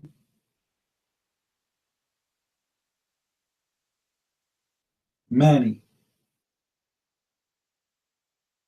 Everything you hear about Muhammad is exactly about Mani. Mani, he went to the seventh heaven, the same trip, the journey, the night of power, Jibreel, all those stories.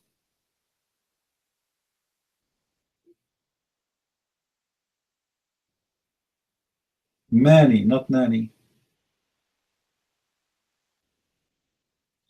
And by the way, for those who do not know, Mani in a certain time was very powerful cult, spread all over. And the reason they disappear, Islam hijacked Mani.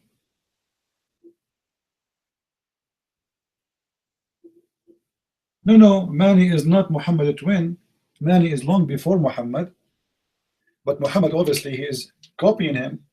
He copied his ideas. No?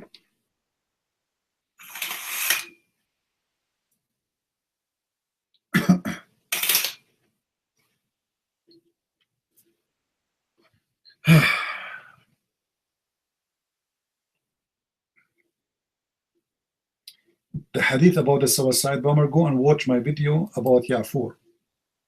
Go to Christian Prince channel, look for the video of about Ya'fur, and you will find the video. You find the reference. I have a cartoon about it.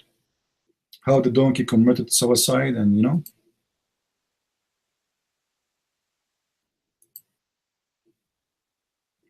And by the way, if you like to send donation to this donkey, the one who commits suicide, please feel free. He have a page for donation. Because the guy who committed suicide for the sake of the Prophet, and we need to buy him some roses and flowers and some grass. He's dead, but he's, remember, he's a believer, he's alive. Have you ever heard of a prophet donkey commit suicide?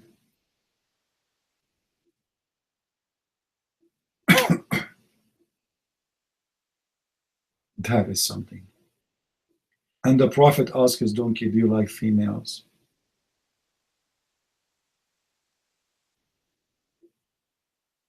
Oh, for how many hours we are in YouTube already?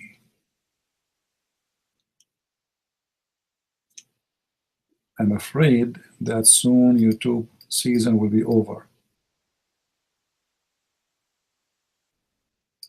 Right? Oh, okay, still we have time, maybe. Do we have any Muslim?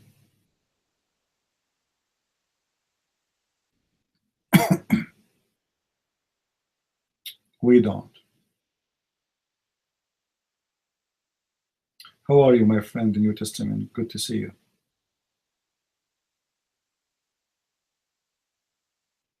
We go back to the story of coal.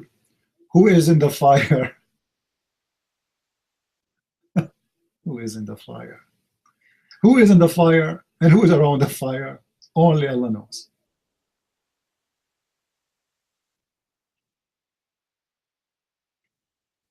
I will give you another one, coal. But this one is more complicated.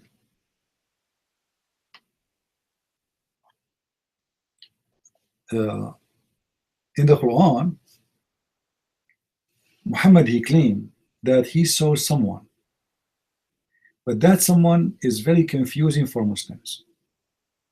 The same as the story of the fire.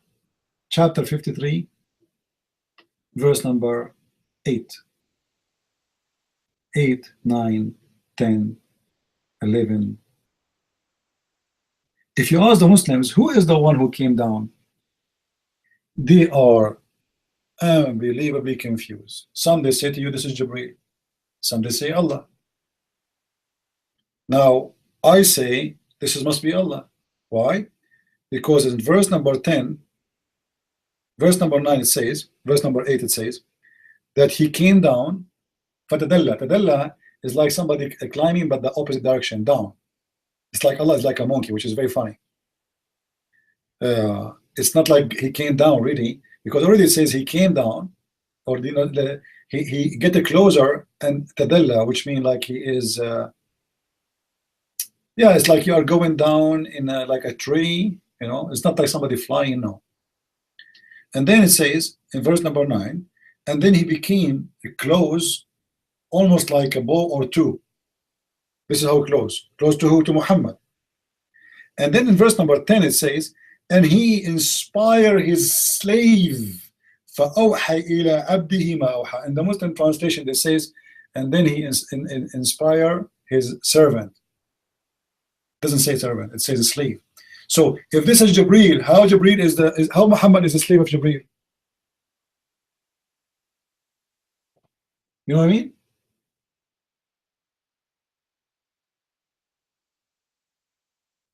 Who is the one, the slave of who? This person, he came down and became so close to Muhammad, and then he revealed to his slave. Who is the slave and who is the one, who is the master? Jibreel?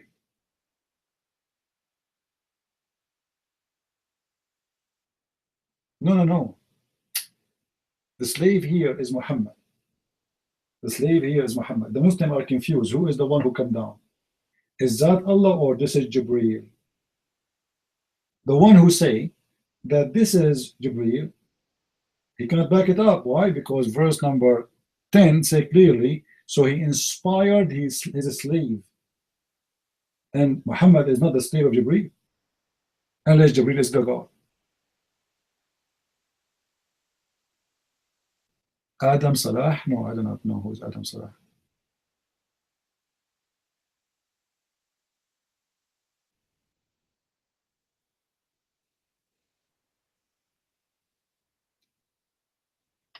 But you know, it can be Jibreel if he is God, because you see that Muhammad, he was copying from the Sabians. The Sabian, they believe in creators. This is why Allah, he say he is the best of the creators.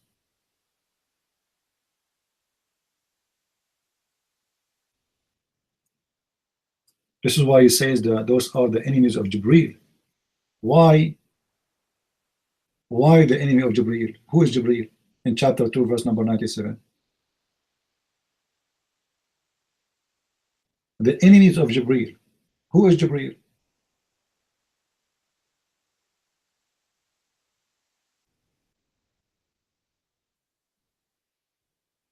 Why Jibreel have enemies? I mean, Jibreel isn't just an angel. Why the verse saying the one who is an enemy to Jibreel?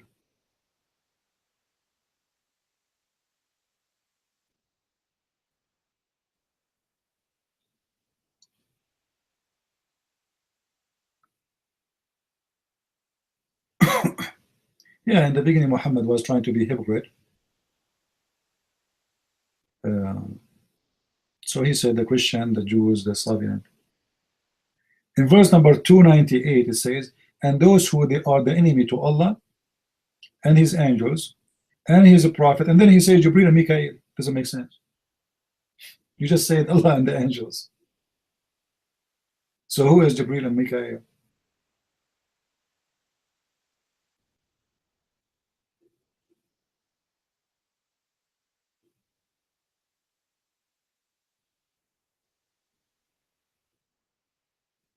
And Abdul.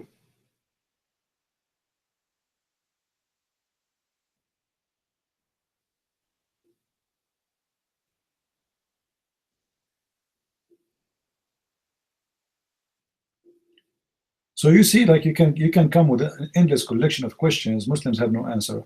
Where the name Israel is coming from, they have no answer. Who is Jacob and who is Israel?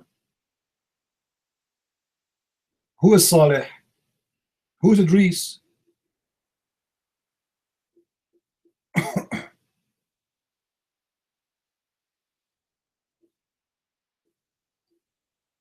Who is? I don't know. I'm asking God. Who is Saleh? I saw a video of someone. He is a Muslim convert, an African American. His name is I don't know, Green, something like this. He was saying the Bible revealed, reported by John. John who? Mark who? Luke who? Like, what the heck? Your Quran full of names. Nobody knows who are they. We know those names you're talking about.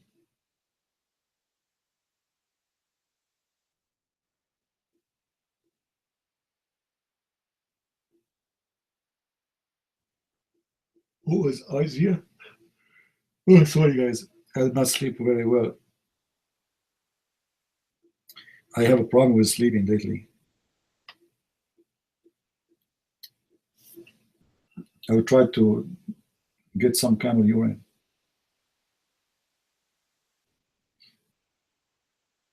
MashaAllah. Eat honey? Yeah, that's what is missing, especially if you have diabetes. Eat honey, you will be happy. I mean, who need more than honey? Right? Honey is the best, and forget about the rest.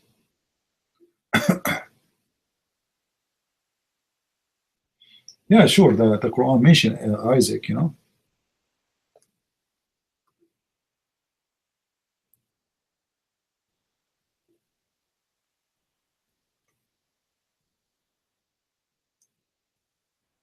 You know, the Quran have names. Sometimes they are equal names, sometimes they are unknown.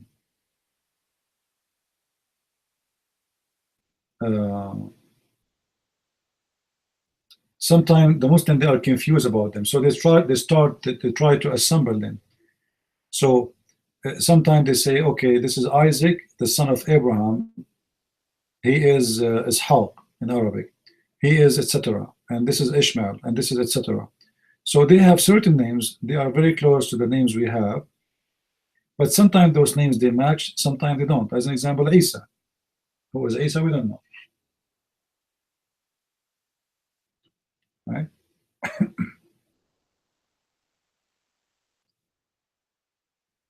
Oh, I'm going to sleep talking to you. That reminds me when I was a kid. You know, we are not allowed to stay watching TV for late. So we have a lady, she comes to visit us at home. And if she is there, my mom, she is shy to say to her, you should go home to sleep. So she sleep in the chair, the lady, she sleep in the chair, and we sit watching TV. And when the TV is closed, we wake them up both. You know, very strict parents. You sleep in certain time.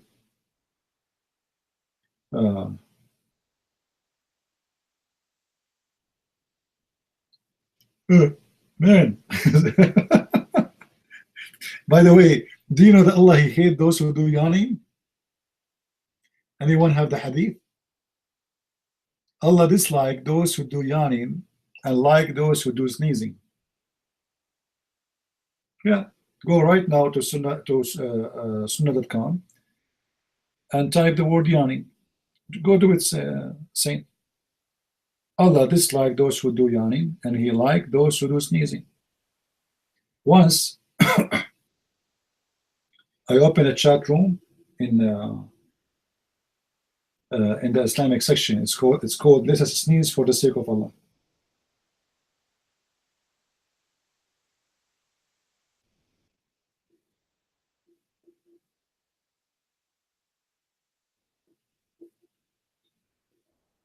And then the Muslim, they went to Paltalk and they get upset. I don't know why. I mean, come on, I'm just trying to make Allah happy.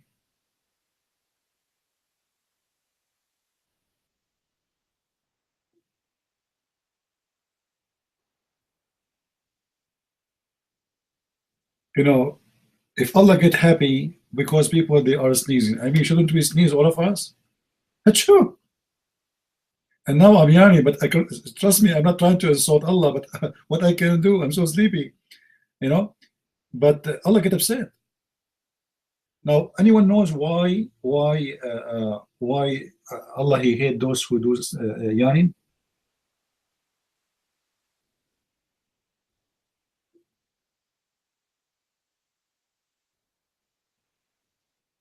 Because when you do yawn, shaitan he piss in your mouth. So you as a Muslim, if you allow shaitan to piss in your mouth, and by the way, this is proven by science. You can buy a slow camera, put it next to your mouth. Okay? Let's do it in scientific way. And yawn, you know, and then you will see right away, shaitan he will piss in your mouth. You know, proven by science. I can show the reference. Let me see. Hold on. Let me get you the reference for this one.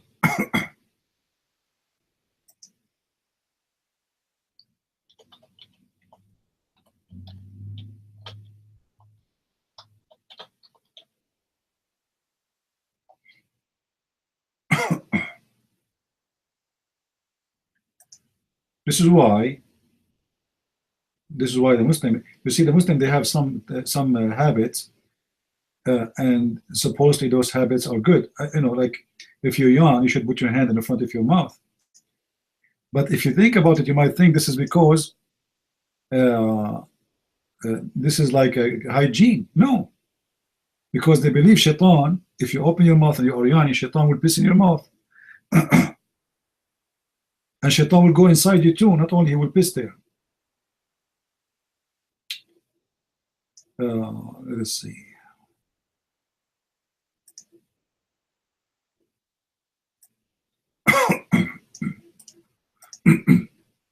The second you open your mouth, shaitan will jump inside you and will piss inside you and he will play inside you. Let us see. Oh, I cannot find the hadith in English. I find it in Arabic.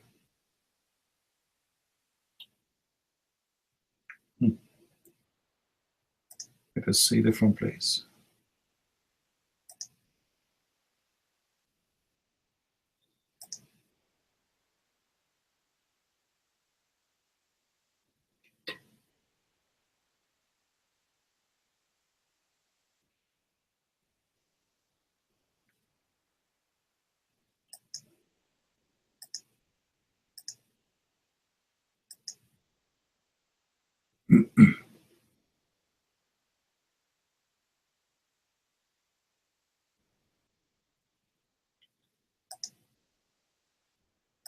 It's hard to find those hadith which is showing how much, you know, Islam is stupid.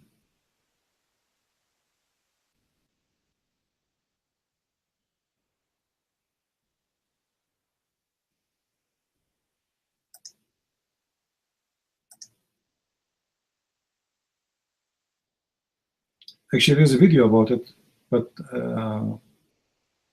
like I think this is a video on YouTube. This sheikh is explaining how shaitan he piss in your mouth when you do yawning. I don't know if you can find the video in English. Search in YouTube, shaitan pee in the mouth. Maybe you can find it. And this is a very supposedly this is a guy, he have a PhD in Islam, and he's explaining how shaitan he piss in your mouth.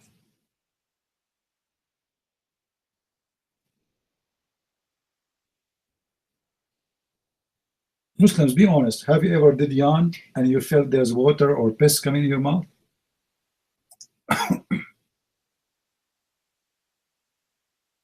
No problem. I want to embrace Islam, but first I have to embrace Aisha, the same as the Prophet used to do when she was having her period. Is that true that the Prophet he used to embrace Aisha when she had her period and he have sex with her? Mr. Islam? Is that true? What do you say? Don't worry about the hellfire. The Quran promised the Christians and the Jews to go to heaven. You know?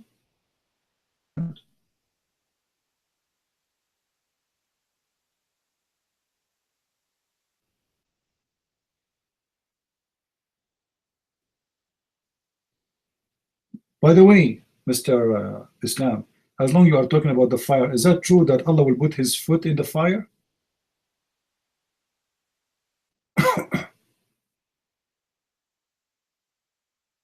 Is that true? Allah will put his foot in the fire?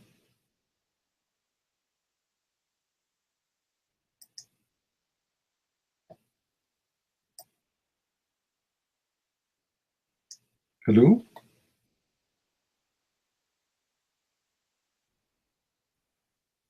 And the fire will say qat qat? Qat qat?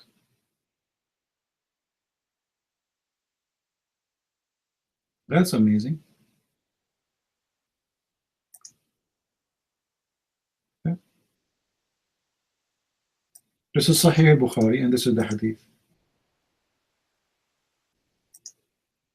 Fake?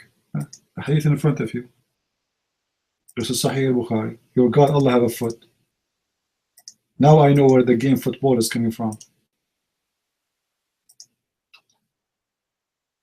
Do your God, Allah, have a foot only, or he have like something attached to it? What is attached to the foot of Allah?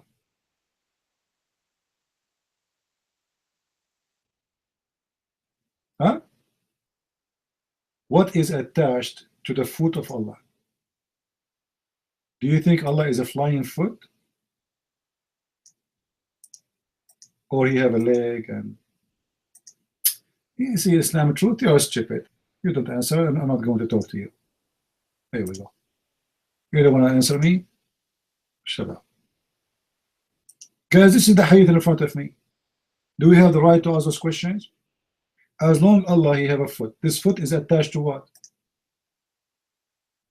I want to know. And Allah have a foot to do what with it? Allah, he walk or he will fly? Allah have foot but doesn't have wings?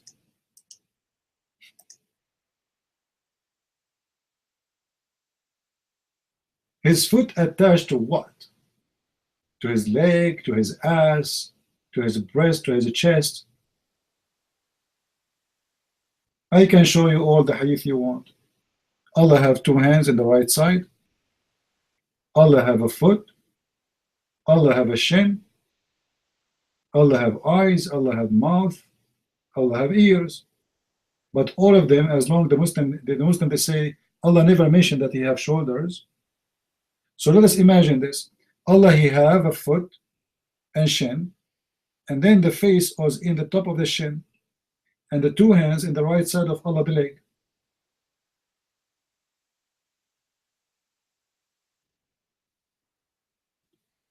That is Allah, the most funny God ever.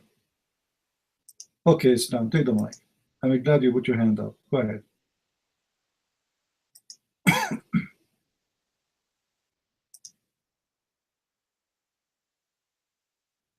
Anyway, embrace Islam, man. This is how you treat your guests in the room. They dumb. You don't like it. I said embrace Islam. The chicken, man. Chicken prince. Come on. Islam, your chance. Month of Ramadan. How far is burning, man? How far is burning? For those people who... Guys, did he say chicken? Did he mention the word chicken? What if I show you a hadith that your God Allah will sit in the top of a rooster? Your God is a chicken God. You see, in America we have cowboy. In Islam we have God chicken. God sit in the top of a rooster? You're mine. Is that true?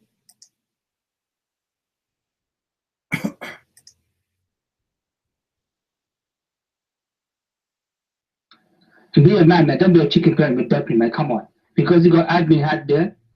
Don't be a chicken, mate. Discuss like a man. Come on, there's a chance for you to embrace Islam. Come on. Christianity have nothing. I'm trying to have a conversation with you. We cannot talk at the same time. You are the one who mentioned chicken. I don't know why you want to talk about it. Is it true that your prophet said that Allah sit in the top of a chicken? And this chicken is a rooster, and Allah even speak to the rooster, and the rooster speak to Allah? Yes or no? You're mine. Come on, come on, come on. I'm counting 1, 2, 3, 4, 5, 6. Come on. The person. You know what? You are smarter than your prophet. You know how to count to 1, 2, 3, 4, 5, 6. Your prophet do not. How come?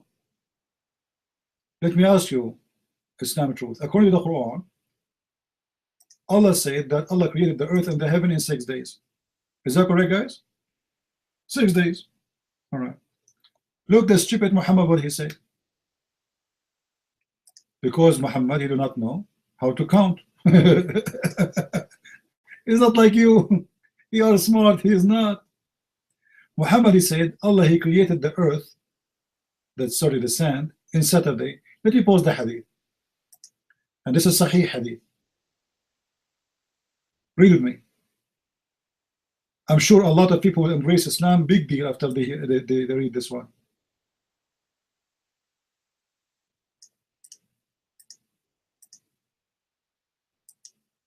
Here we go. Eddie, he posted. So thank you, Eddie. Guys, count with me how many days the total of the creation. Allah started creating in Saturday, and he finished in which day? Which day he finished?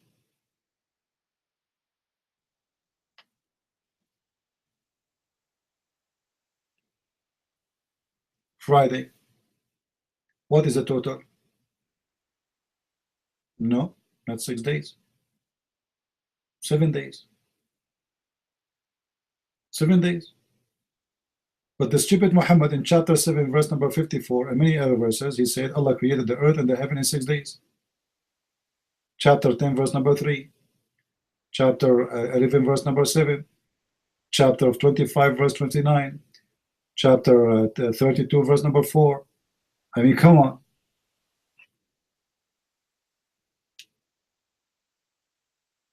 So, do you want to embrace Islam?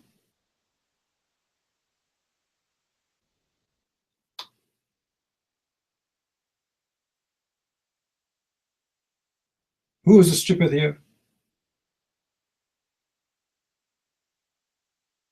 Muhammad is fabricating a story, you know, he started counting. Those are 7 days. And not even a stupid Abdul. One stupid Abdul, he even find out. You know, I remember when I was, you know, I was in school, I read this hadith first time. And then I said to the teacher, I said, but those are 7 days. He said, no, there are 6. I said, no, sir, there are 7. He said, there are 6. I start counting with my fingers, you know. Saturday, Sunday. The teacher is saying 6, that's it, you know. So I start counting again, like, come on.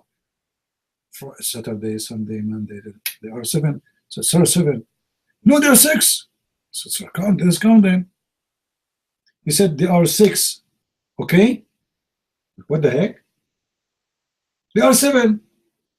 And he keeps saying there are 6. He didn't want to say that his prophet is a stupid.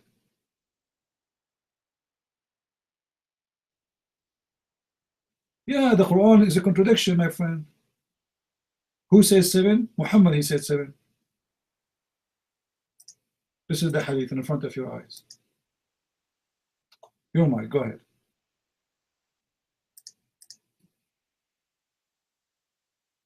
I'm sorry, I didn't have the chance to hear the first part of your discussion.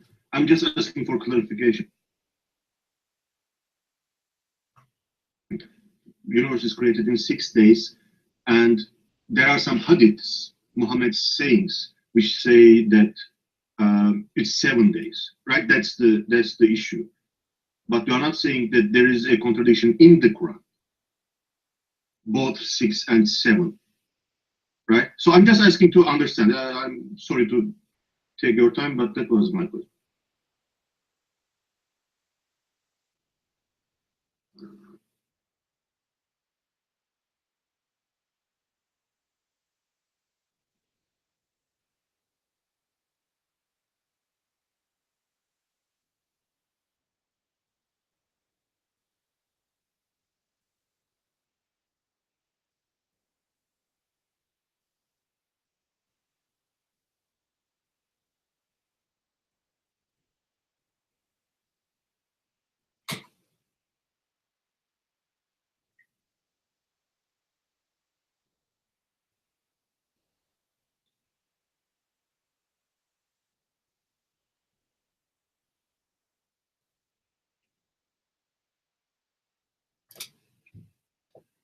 All right.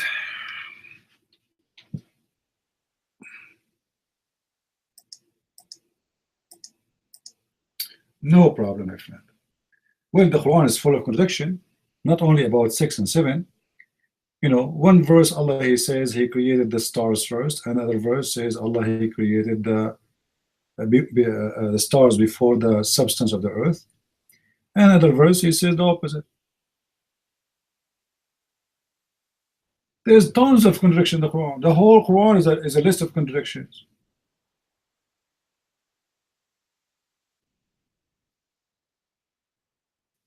No, about 6 days, the Quran is consistent about 6 days. But Muhammad, remember, Muhammad, he is the one who delivered the Quran to you. Right?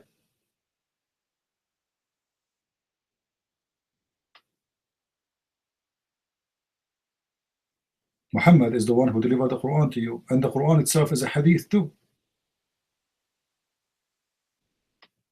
I believe that the Muslims, they were more careful with the Quran, and maybe they filter the Quran more than the hadith, because it's a lot easier to filter the Quran. If something there is a contradiction, maybe they try to take it off. But however, the Quran still is full of contradictions. Your mind. Christian Prince, a short question to you. Do you know that there are some Muslims who reject the Hadith and they just go with the Quran, like the Protestant, Christians? They just go with the, scripture, and they reject the Hadith because they are not reliable, really. Do you think there is still something wrong with that? So you mentioned, for example, there are some inconsistencies or contradictions in the Quran, right? Do you think there are some contradictions in it, or don't you think that there are some contradictions in Bible, for example, especially with the Old Testament and the New Testament? No, there are no contradictions in the Bible. Okay, none, really? Okay. May I ask a question? Anyway, maybe you don't want to talk about it, but my question is, so I'm an ex-Muslim, by the way, and I'm an agnostic now, and I'm looking at different religions, and as far as I can see, the evidence for the truth of Bible, people say these things about Bible. There are similar evidence that people propose for the truth of Quran. So I cannot really see the reason why you would believe Bible if you don't believe in Quran, because they are very, very similar. Bible and Quran are very similar, actually. They are not. Okay, I don't know. I don't know. That's why I'm asking. And if you don't think that this is worth answering, my question is worth answering, then don't. But I'm asking, really, my question is my personal question. And if you really you don't want to answer, don't. But my personal question is, what is so different in Bible that is, in what way Bible is so different from Quran? That's my question that I'm asking to myself. All right, well, I will let Eddie answer you, and then I will take the mic. Go ahead, Eddie. Yeah, just in a quick nutshell, the difference between the Bible and the Quran. Jesus died for our sins. He made the ultimate sacrifice, whereas Muhammad killed everybody he could find. And Jesus commanded us to love everyone, whereas Muhammad said to hate the Christians and the Jews, specifically, any non-Muslims. There are major differences. I posted a link in here. I'm going to post it one more time. I want you to take a look at this link, and I want you to look at how many problems the Quran really has. Mic free.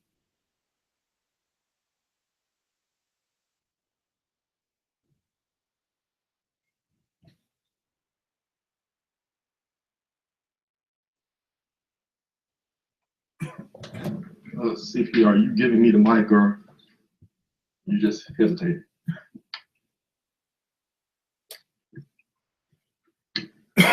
Okay. Well, with this cut sound is, however the right way to say that. There are a couple of differences with the Quran if you're looking at it from a non-religious perspective. The first thing would be that the Quran is allegedly the revelation of one person, all one person.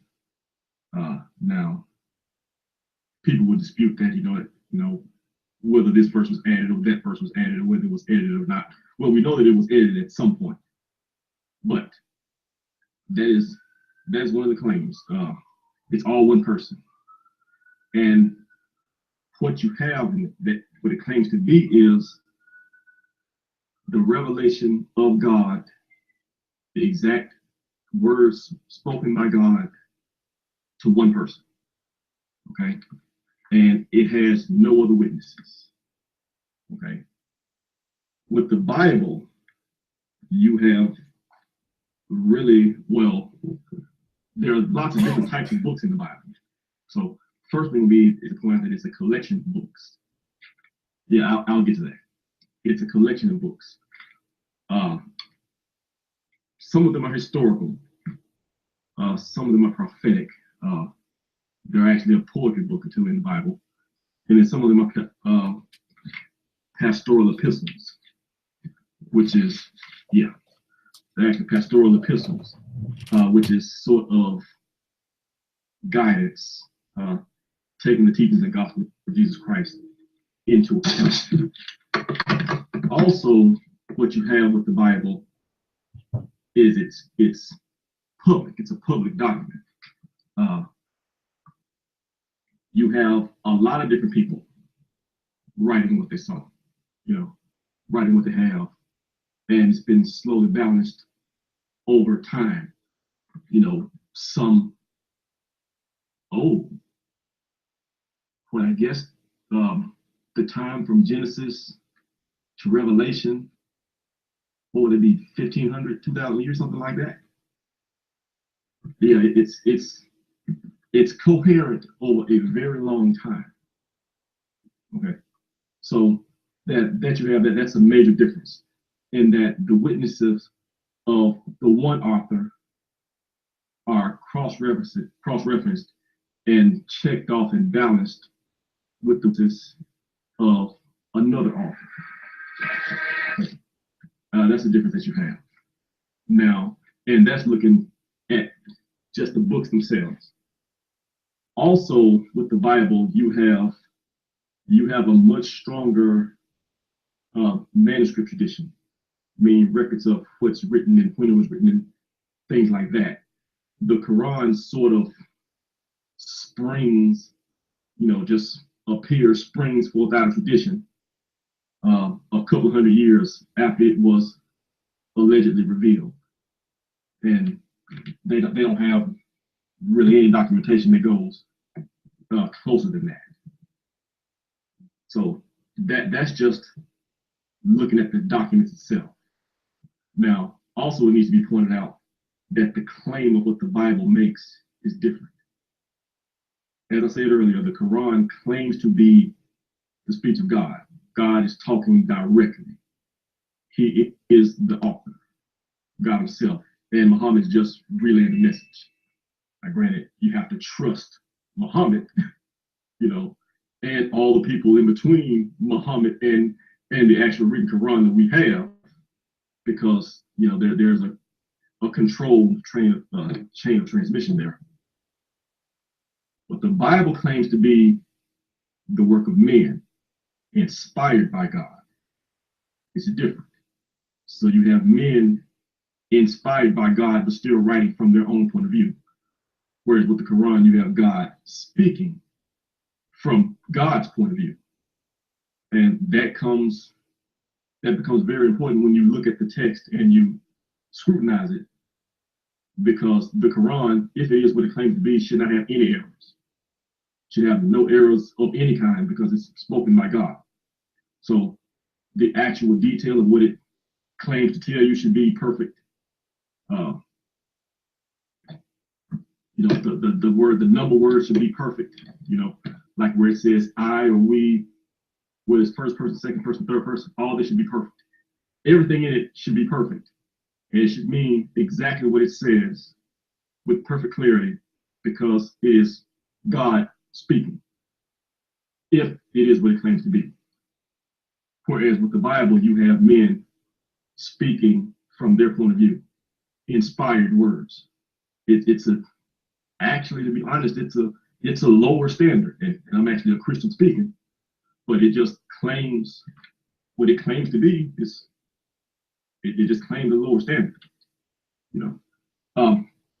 And that's just the difference in the books themselves, not getting into any of the theology behind what it says, the messages that it teaches. Naturally, like as I said earlier, already I'm a Christian, so I can tell you that the message that the Bible communicates is more coherent, and it has the bugs worked out of it, so to speak. You know, you will find the contradictions that you find in the Quran, you won't find those in the Bible. And when people try to come up with them, you can tell that they really searched and tried to and tried to find something. And they're easily shot down, you know, if you give it a little bit. Yeah, that's right, coherent. If you give it a little bit of research to try to find the answer. Hope that helps. Your mic.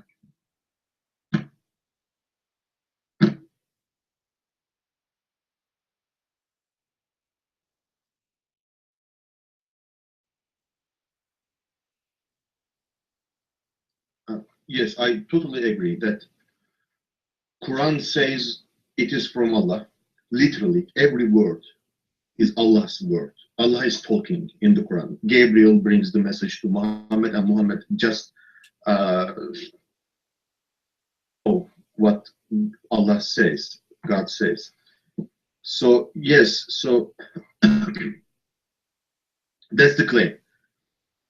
And really, it is a really, really ambitious.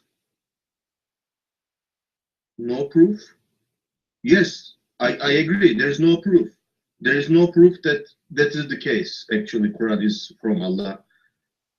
Proof that Bible is from God. You know. But my question is this, and I'm really asking this to understand. Are you saying that there are some mistakes, some errors in the Bible, and that is acceptable because Bible does not claim to be the literal word of God?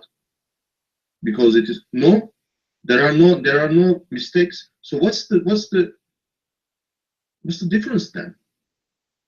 There are no errors. So do you really believe that Noah had that big boat with two animals from every species in the boat? Do you really believe that there is a boat and there are samples of each species, millions of species in the world, in one boat? Do you really believe that, literally? That's impossible, by the way. Anyway, so mic is free.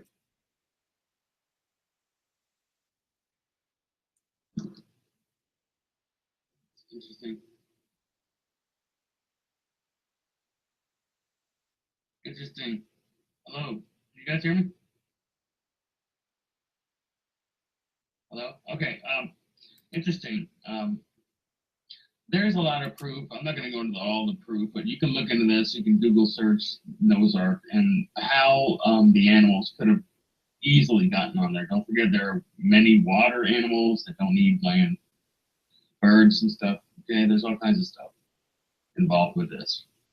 However, another thing you have to keep in mind when we're talking about the Bible is many people also conflict these stories in the Bible with actual practice. You know, you'll get people to claim that, oh yeah, the Bible claims that it's okay to have sex with your daughters. which is completely false. They take this, for example, they take the story of Lot, and they think that Lot, had sex with his daughters. That was just the way he was, and that's it. Because they have to bring this theology back to their thing. But what it is the Bible also is a bunch of stories. And these stories are to learn from. We learn from the stories. We learn from the mistakes of men. For example, David's mistakes. A man after God's own heart committed murder, adultery. Okay, these are things that we learn from. And we learn from David about his humility, going and saying that, oh my gosh, Lord, I've sinned, These are things that we learn from. These are not practices of doctrine, okay? Which many people try to say, oh, the Bible does this and that and all the violence. But this is the stuff of men. This is not what God commands. You know what I'm saying? Where in the Quran, it's all commands. It's not really, basically all those stories have some sort of command in them, mostly. You know what I'm saying? You gotta make sure you don't confuse the people that like to corrupt the Bible with this. Oh, the Bible, like I said, the Bible says all kinds of stuff that are actions of men that aren't supported by God. That's something to keep in mind too. Don't let that get by you. Just thought I'd add that. Mike's up.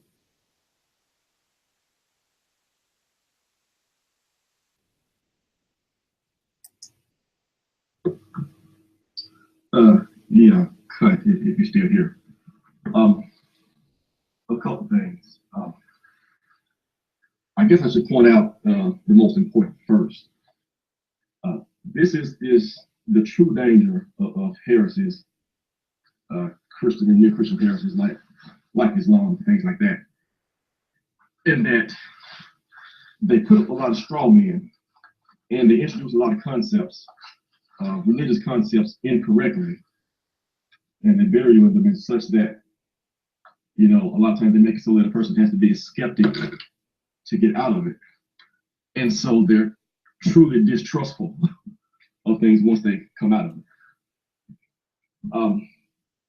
Like what I mean when I said that it's men writing inspired, as opposed to the Quran, which is the speech directly of God. I mean point of view differences. You take for instance Jesus, for instance. Jews think that the coming of the Messiah means that basically the military Messiah, he's going to come and he's going to take over the world and they're going to rule as in govern. When the actual coming of the Messiah was something much more important. Much more important. He's to deliver salvation to everybody, which is higher and better, but you have point of view differences, that type of thing. That's what I mean. The same message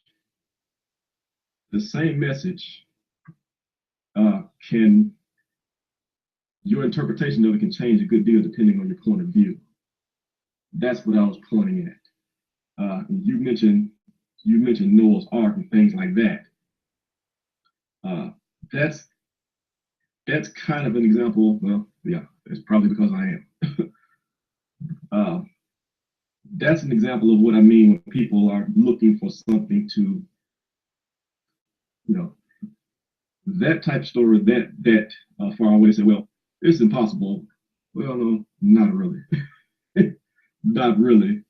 But that far away, it's also really not provable. How to prove it either way? We find evidence, we've seen evidence that looks like there was something like a flood, but how could you know that? How could you know that? Now, what we can know, which is actually more important, and I do this all the time, we do know that the resurrection happened. The crucifixion and the resurrection happened. When you examine about every scientific historical method that they use to determine anything else that we know from history. We know that. That's a higher and better claim. It's a more important claim. But the same people, no, yes, we do. Yes, we do, Cunts. We know that it happened. We know that Jesus was crucified.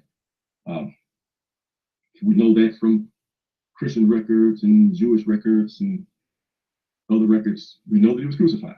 Yes, we know that. Yes, and we know that he was resurrected. We know that from our witness testimony.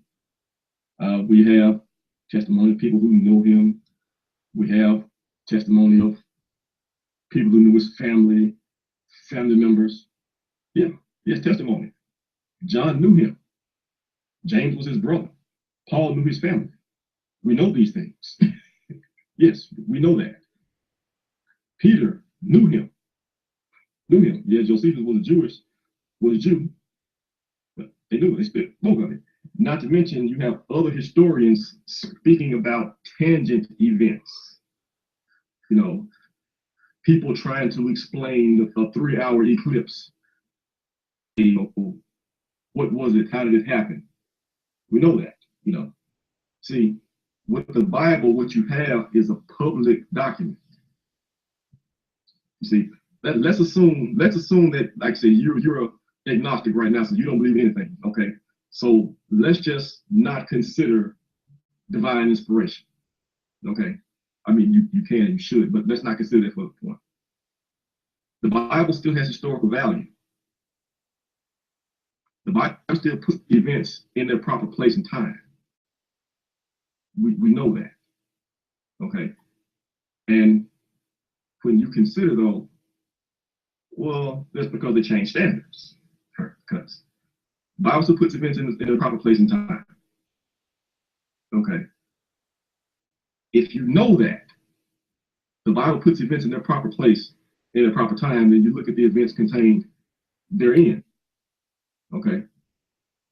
Well, what they point to is a person who appeared, claimed to be God, demonstrated power over life and death, predicted his death, and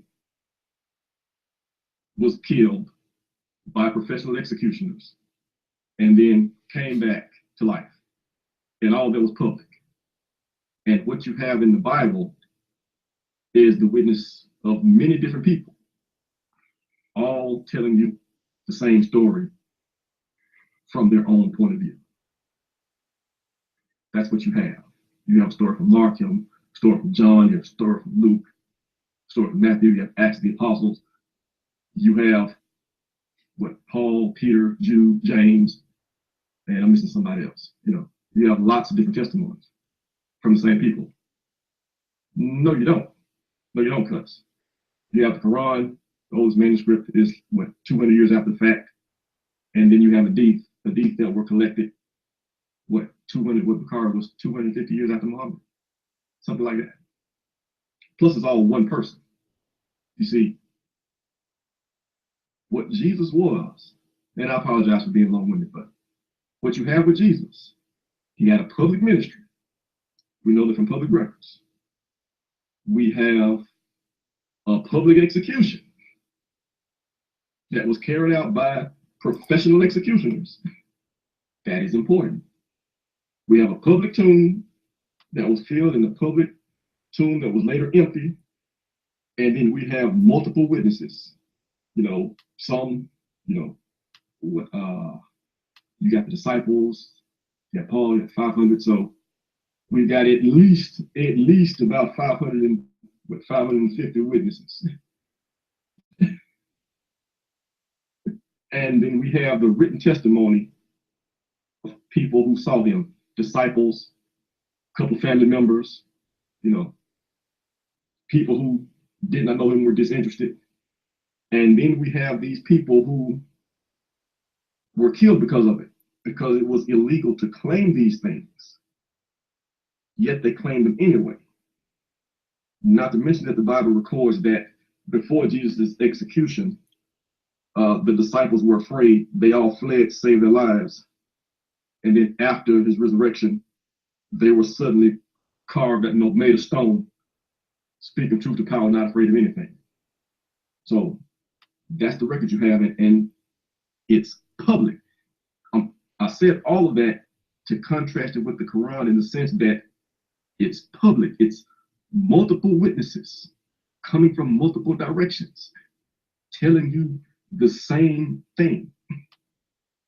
You see, if you're agnostic as you claim to be, meaning that you're not going to look at a book and say, oh, in this verse it said a duck, in that verse it said the duck.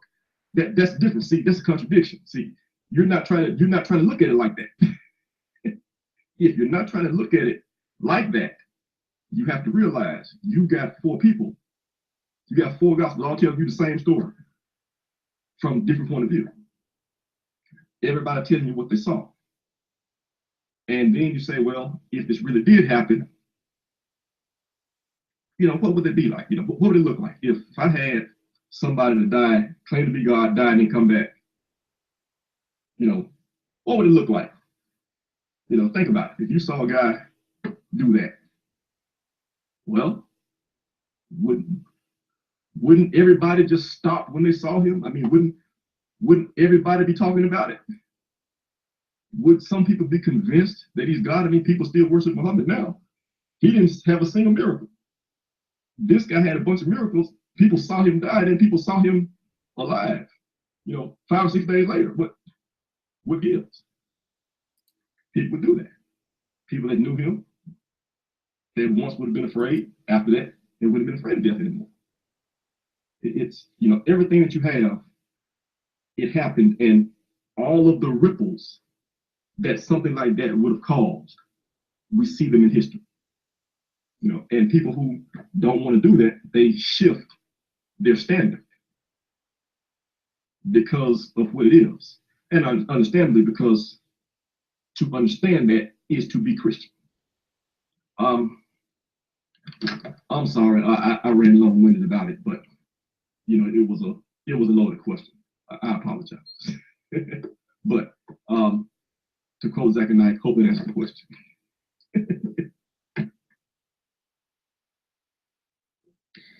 Okay, there's one point that I'd like to make about Noah's Ark.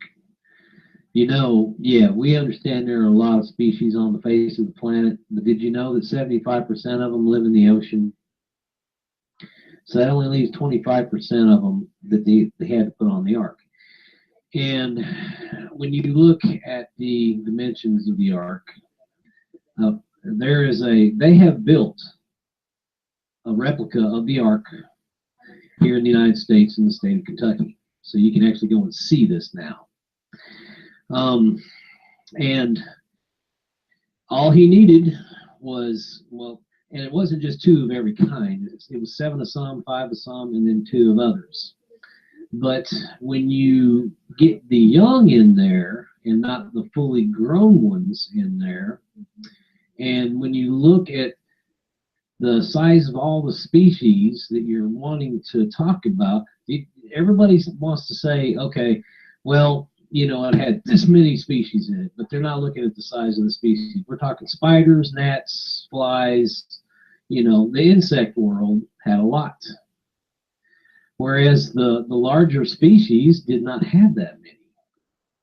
And what they found was everything was able to fit on this Ark pretty easily with room to spare.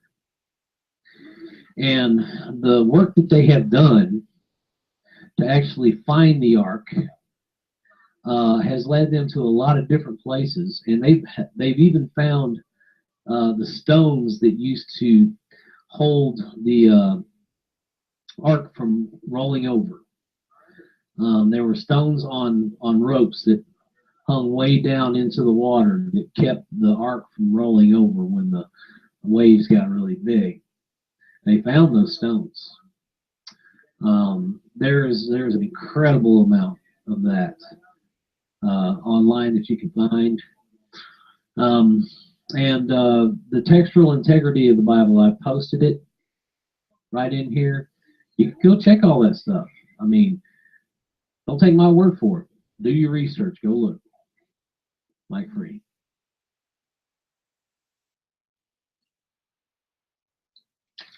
Okay, so thank you. But first, about being an agnostic, because there were some questions about agnosticism. There are different kinds of agnosticism. I'm an agnostic atheist. So some agnostics says just, I don't know, just saying I don't know whether there is a God or not is being an agnostic. And a weak atheist, yes, or negative atheist. Anyway, or some people are theoretical agnostics and they say we cannot know, not just we don't know, but we cannot know. So I don't say that we cannot know whether there is a God or not. I'm just saying that I don't know, you know. So there are some arguments for the existence of God, fine-tuning and cosmological, whatever. There are some arguments, and there are some arguments for the not non-existence of God, like the problem of evil. I'm saying I don't know. I don't know there is a God or not. What I want to say is, and I will give the mic, but what I want to say.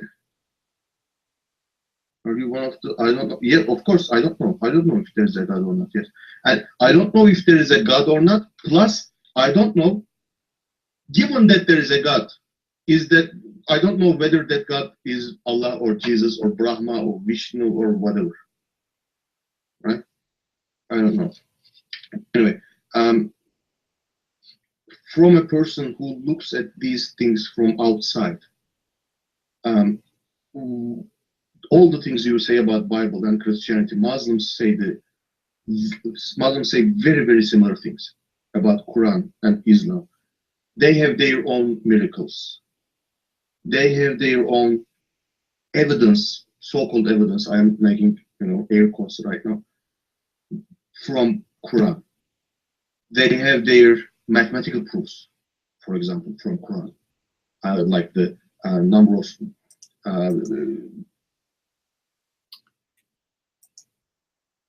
hold on, please. Listen, if the Muslims, they have a proof, those can be proved if they are, but they don't. Like what mathematics proof? You can go and buy my books and you can read them. All those miracles the Muslims they scream, it's nothing but a scam. The Muslims, they love to lie, and none of their claims is true. Hold on, I'm just stopping you because I want to make a comment. You see, I let you speak, all of you, one after one, and I'm just listening. Can't you have a patient? When you say the Muslims have a proof, it's mean you are convinced that they do. Are you? Costa, are you convinced that the Muslims have a proof?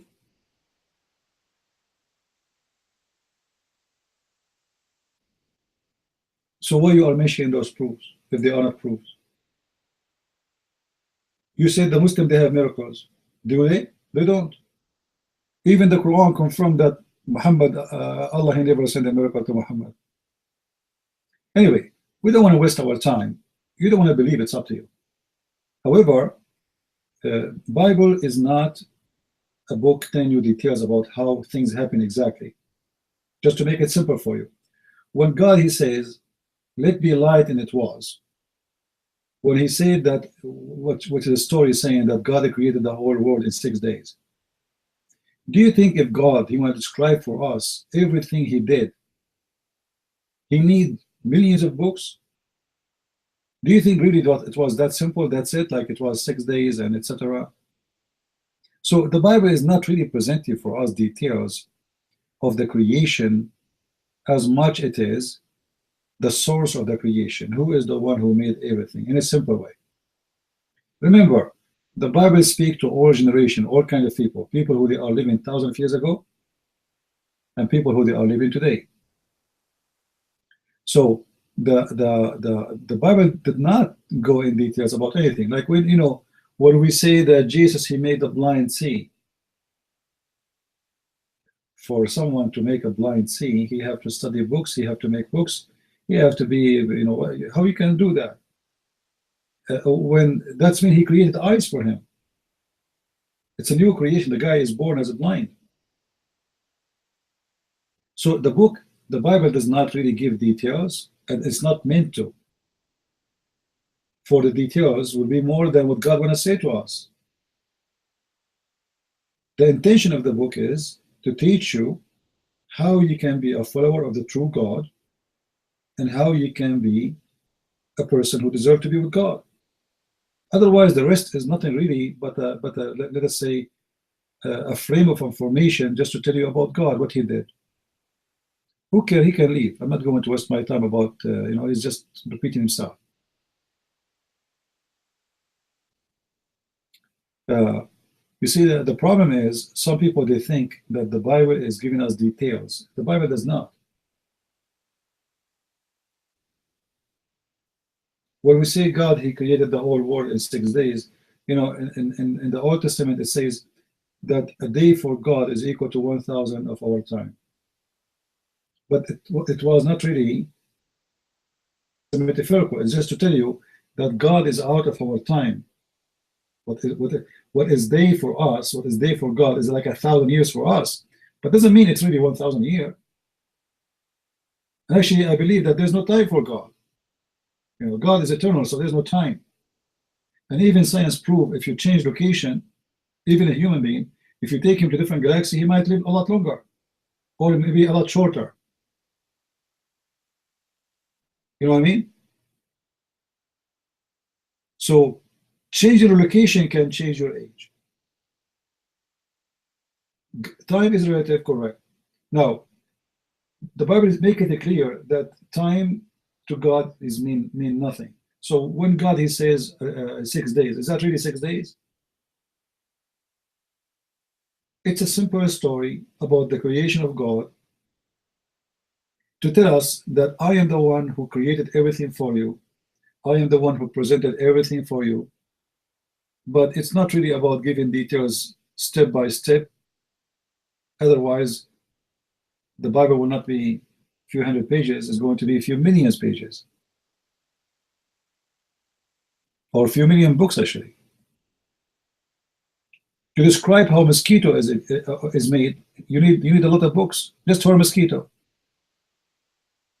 So imagine if God were to write for us everything he created, how he made it.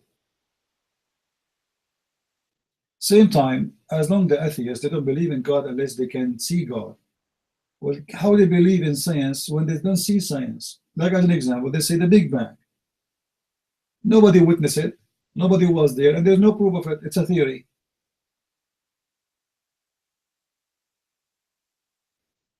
So how come you believe in something you never saw, you never witnessed, and you cannot prove? And you are asking the Christian for the same thing.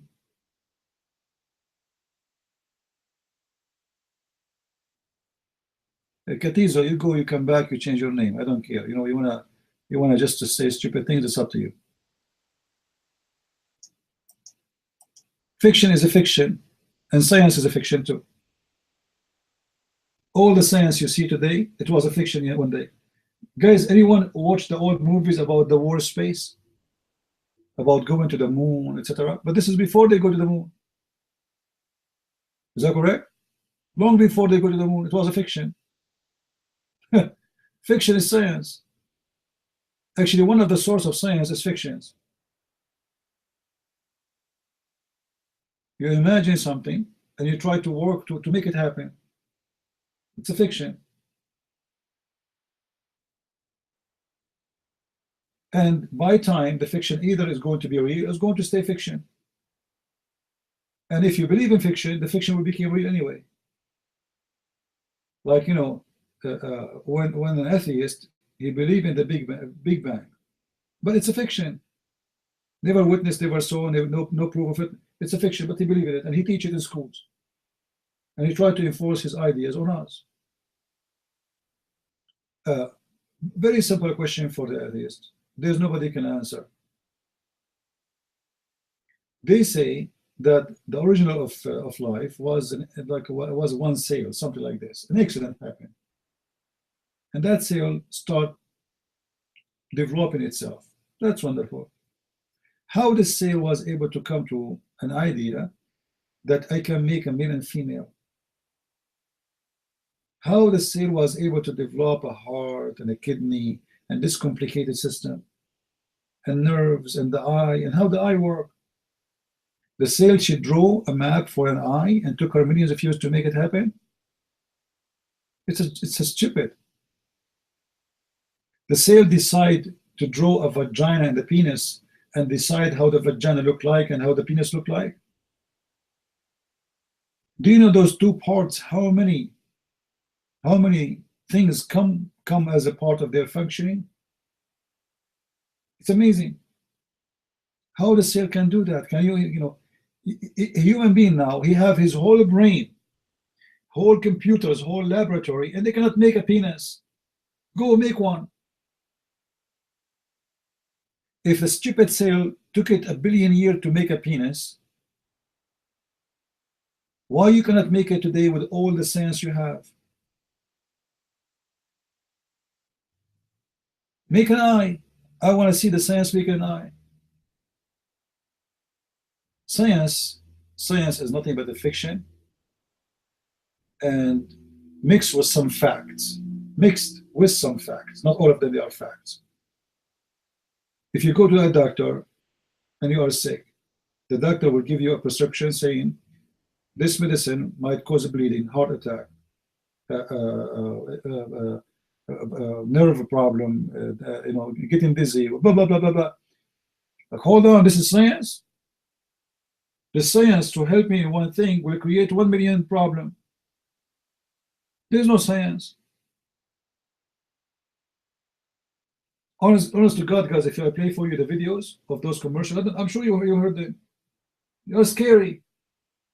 The guy have a problem in his back, and then you give him medicine, and this medicine might kill him, might cause brain damage, might cause brain bleeding, might cause nose whatever, might cause allergy, might cause. So where is the science? Why the science cannot give a medicine for every disease which is fit perfectly without making side effect? The problem is that science is nothing but a practice of trying. You know what I mean? They try on you the same as if you are a mice. And if this medicine work, it work, but in fact this medicine will cause a lot of problem too. Where is the science of medicine? There's no science. It is a science of a practice. They try it. They keep trying. They go in the laboratory. They keep trying. Let us add this. Let us take this. Let us do this. And then, oh, it's working. Here we go. That is science. But this is not science. This is the science of a practice. Science, supposed to be, is a science of developing something from nothing. Because remember, those are atheists who don't believe in God. Science is to bring some dust, some whatever, and you mix it together with something and you make a human being. I want to see that. Until now is nothing but a science of numbers and mathematics based on practice, like how we can fly. But a human still cannot fly. He uses a machine to fly. He cannot fly. Can you make me have wings? That will be science. Because remember, they are talking about the science of developing the human being or a creature. I want to see a goat can speak. Why the science cannot make a goat speak? What happened? My phone can speak to me, a goat cannot. So the science is kind of, you know, like kind of, let's say, big box full of the practice of mankind for thousands of years, which means the experience of a human being. From that experience, we developed a new experience, or let us say a new understanding. That's what they call it today, science. But science really does not exist. It is nothing but a practice. Until now, there's a disease killing millions of people every year. AIDS, cancer, you name it. And this science and this everything.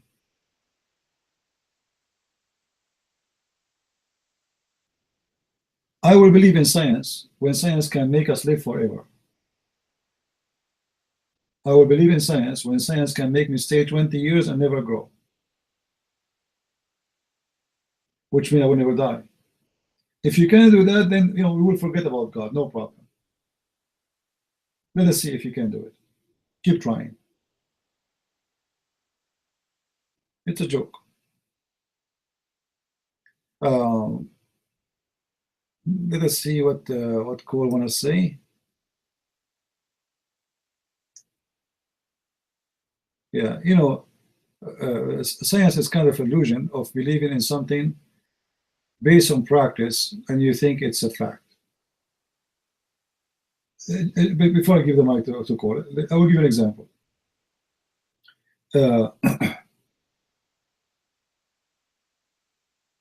I believe that time will come, and you know, the internet will go beyond imagination. Like right now, the internet is really nothing compared to what's going to happen in the future. So if I say something today, and I predict that time will come and people, they will be able to eat through the internet. It sounds crazy, right? And hard to believe. And then that thing happened. But today somebody proving me that this is impossible. So which one of them is going to be the science? The science will happen, or the science proving that will not happen? The logic today, it says that will not happen. It cannot happen. Because this is hard to comprehend. Same as 100 years ago. If we say to them internet, people will laugh at you. Because it's hard to comprehend. So what people try to understand about God, about earth, about what's happening around them, is about how they can and what they can comprehend. Anything they cannot comprehend, they reject. Few hundred years ago, 100 years ago maybe, there was no radio. And then if you say to somebody, there's somebody speaking in New York, you can hear him in China, he will laugh at you. Because at that time it's impossible to comprehend. Not because there's no waves. The waves exist. But we did not discover it. So, did the science make the waves? No. Did the science discover the waves? Yes. So what the science do, the science discover things based on practice or sometimes like accidents. But that science is changing. It is what is known today, it might be, or to be a fact, it might be wrong tomorrow. Like, you know, they told us for all the time when I was in school that Einstein, when he saw the apple fell down, sorry, not Einstein, Newton, right? When he saw the apple coming down, he discovered the gravity. And since then, they are teaching us anything big will grab anything small. And then after how many years, they found out that it's not true. That if an item is so small, the big thing will not grab it because the mass of the thing it's very light.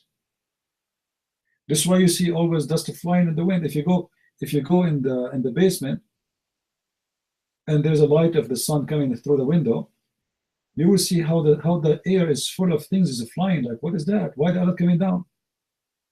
Because they are so small. The earth isn't grabbing them.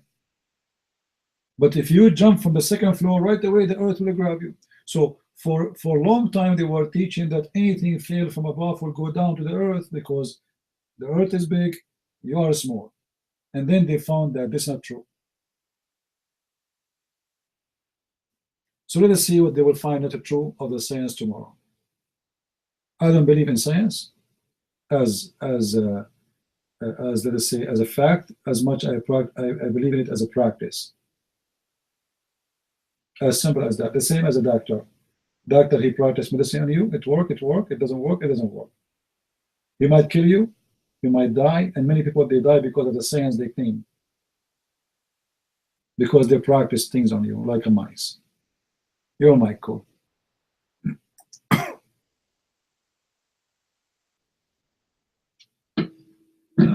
Yeah. You know, I don't really have an issue with science. I mean, science has made a lot of people's lives better. You know, things like being able to cure diseases that we couldn't once cure, stuff like that. You know, those things are good. It lengthens our lifespans and things like that. That's good. The issue I have is that when people try to use it to replace God, that's one issue. A couple of things. one, they don't really have a mechanism to deal with the miracle. You know, when we're talking about religion, especially in the case of Christianity, we're talking about things that we know are miracles. You know, you couldn't explain them scientifically. At least most of them you could explain them scientifically because they're miracles. That's the point. that's the point of it. You know, so really, the science isn't really the issue. It's the skepticism. You know, that's really the issue.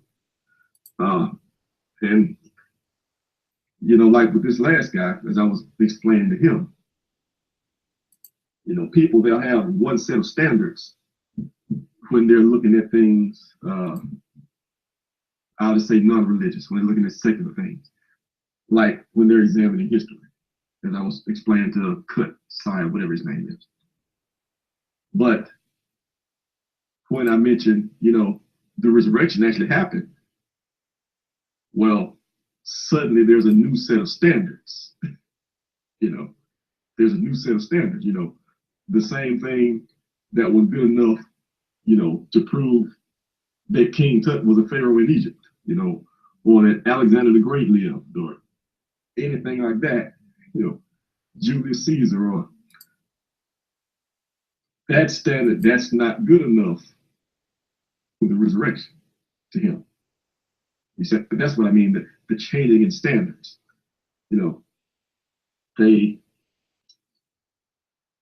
when issues of faith come into play, their skepticism outweighs, you know, their skepticism outweighs their scientific or scholastic discipline.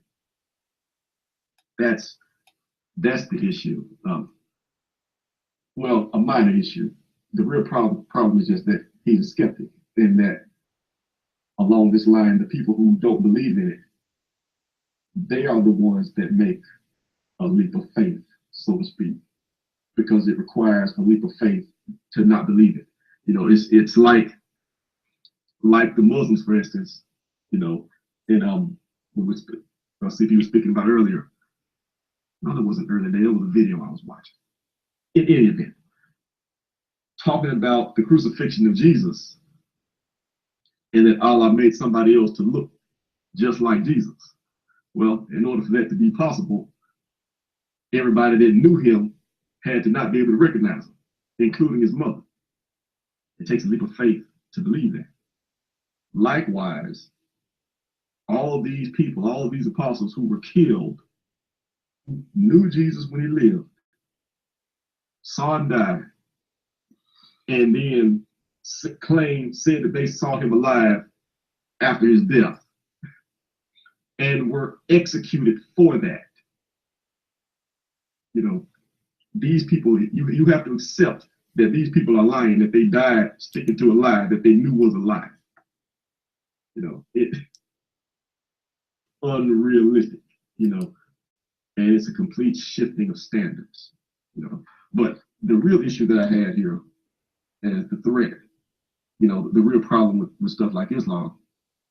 So you get a guy like him, he probably was born into Islam, probably migrated to the West, someplace where he was able to, you know, examine other ideas freely, you know, without fear of being killed.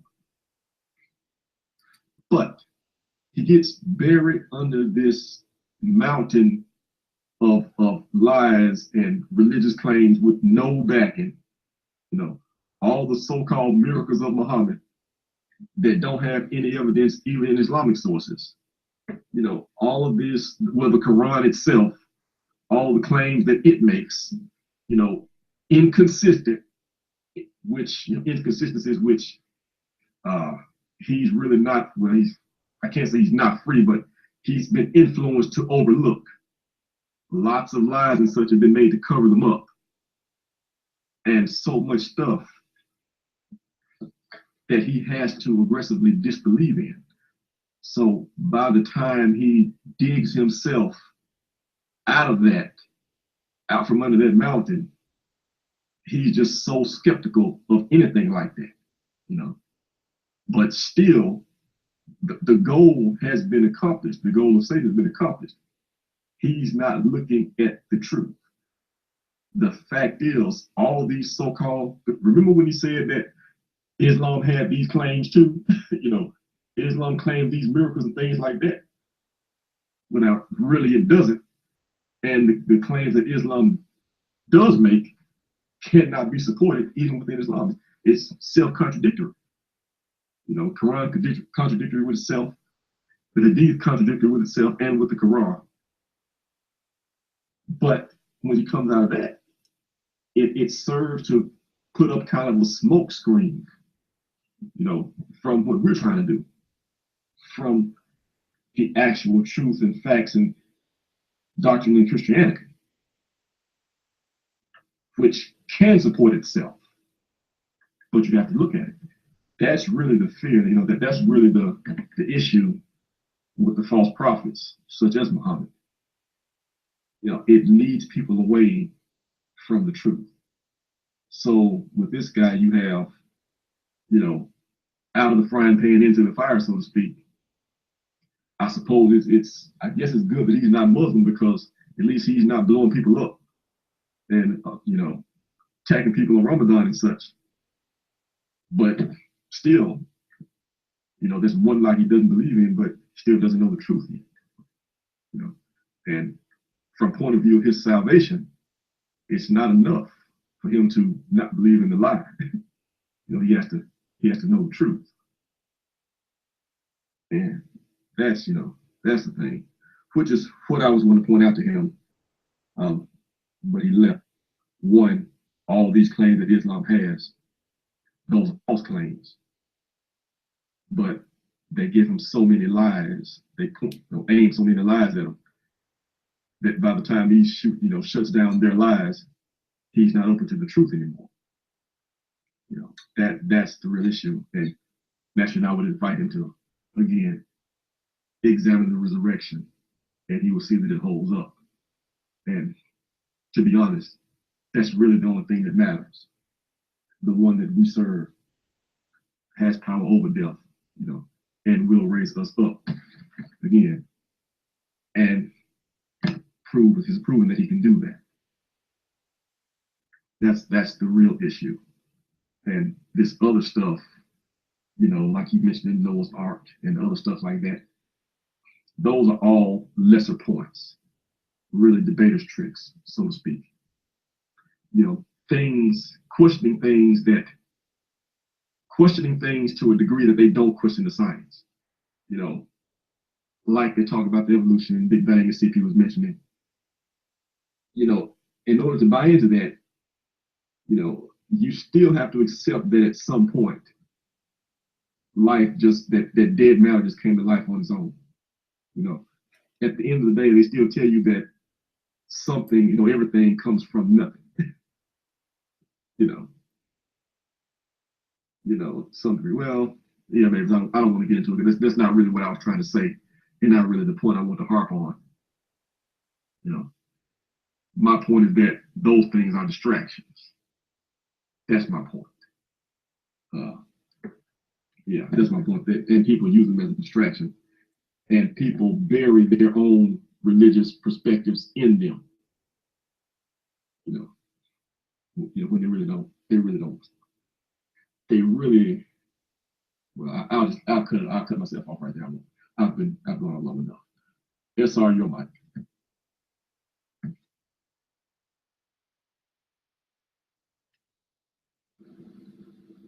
Mic check.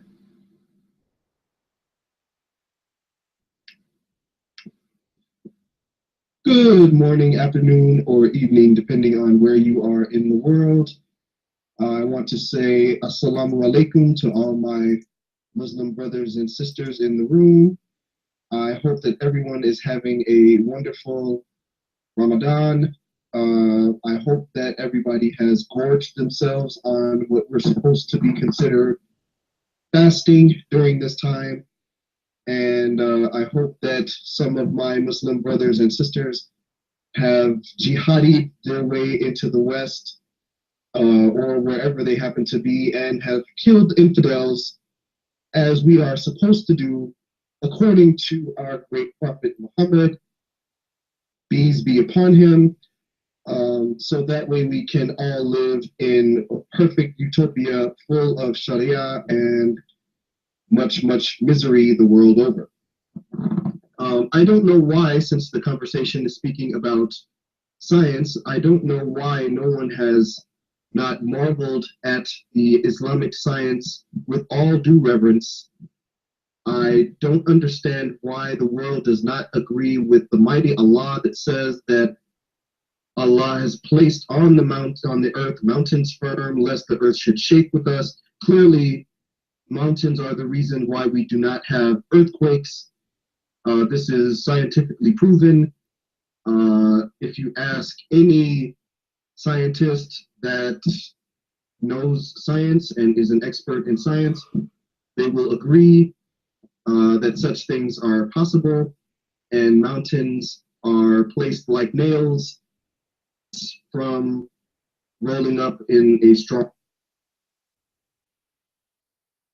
breeze. By the fig and olive, I speak the truth and only the truth. Yes, I also would like to point out that Islamic science is totally in line with creation. For example, humankind has been created, scientifically proven so, as a matter of fact, by tops that are experts in science. And they conclude that humans were created from a blood clot. It started from being a sperm cell inside of the woman for 40 days, and it's scientifically proven that this is the case. Anyone that disagrees with me is an infidel and is of the hellfires for all eternity, and anal flags and anal chains, and yes, and all of that. So I would hope that during this month of Ramadan, that everyone would consider the science of the Quran and Almighty Allah. Allah is all powerful. He's not quite so powerful. Well, actually, Allah is they, because there's at least two Allahs in the Quran. And there's a kind of Allah, so that means he's a species. Because we're speaking about science, the species of Allah is a self-replicating shin cell. And yes, I am. Thank you for noticing. I said my Bismillah over the pork, so it's halal pork, just so you know.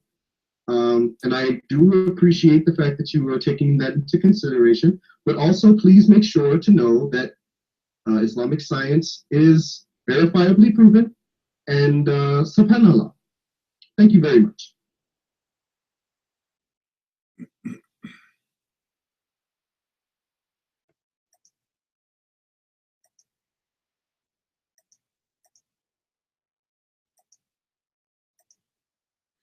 All right, well, thank you very much. Guys, I really apologize. I can't stay longer. I am almost sleepy in my chair. Like a grandfather who is, this is what my grandfather used to do. I'm really tired. I did not sleep yesterday very well, and I have a lot of work to do in the morning too. So I want to say thank you. We are already online for 9 hours. And those who are on YouTube, thank you for being with us. Don't forget to subscribe. And I hope the sound and the quality of the picture is better than before. And all of you have a good time. The video, the one I was talking about, actually, you see what happened, my computer crashed, and that's why I stopped working. I ordered a computer, and I just received it yesterday, and I worked all night to set it up. And still I have not done really. I have a lot of files to move, because this computer is crushed, and each time I open it, it goes down, and then you have to move the file from here to there. It's like stealing files, because it's, I don't know what to do. Anyway, we'll see. But yeah, we will finish this thing, and people will love it. Anyway, tomorrow I will try to open again. Remember, tomorrow is Friday, right? So usually we open Friday.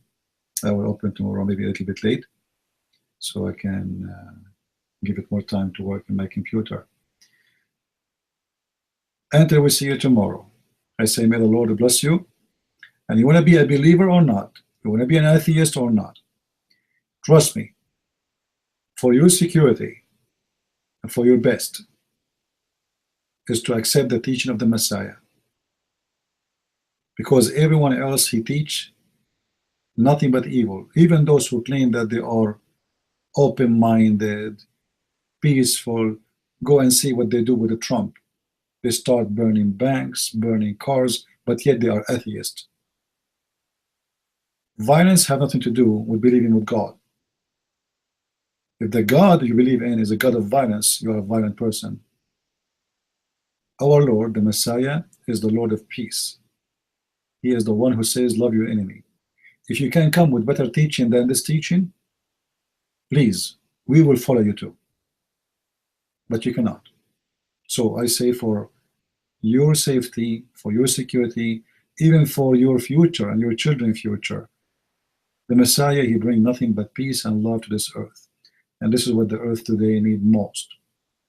More than money, more than food, more than anything you can imagine. If everybody practiced one sentence of the Messiah teaching, love your enemy, there's no poor will be sleeping in the street.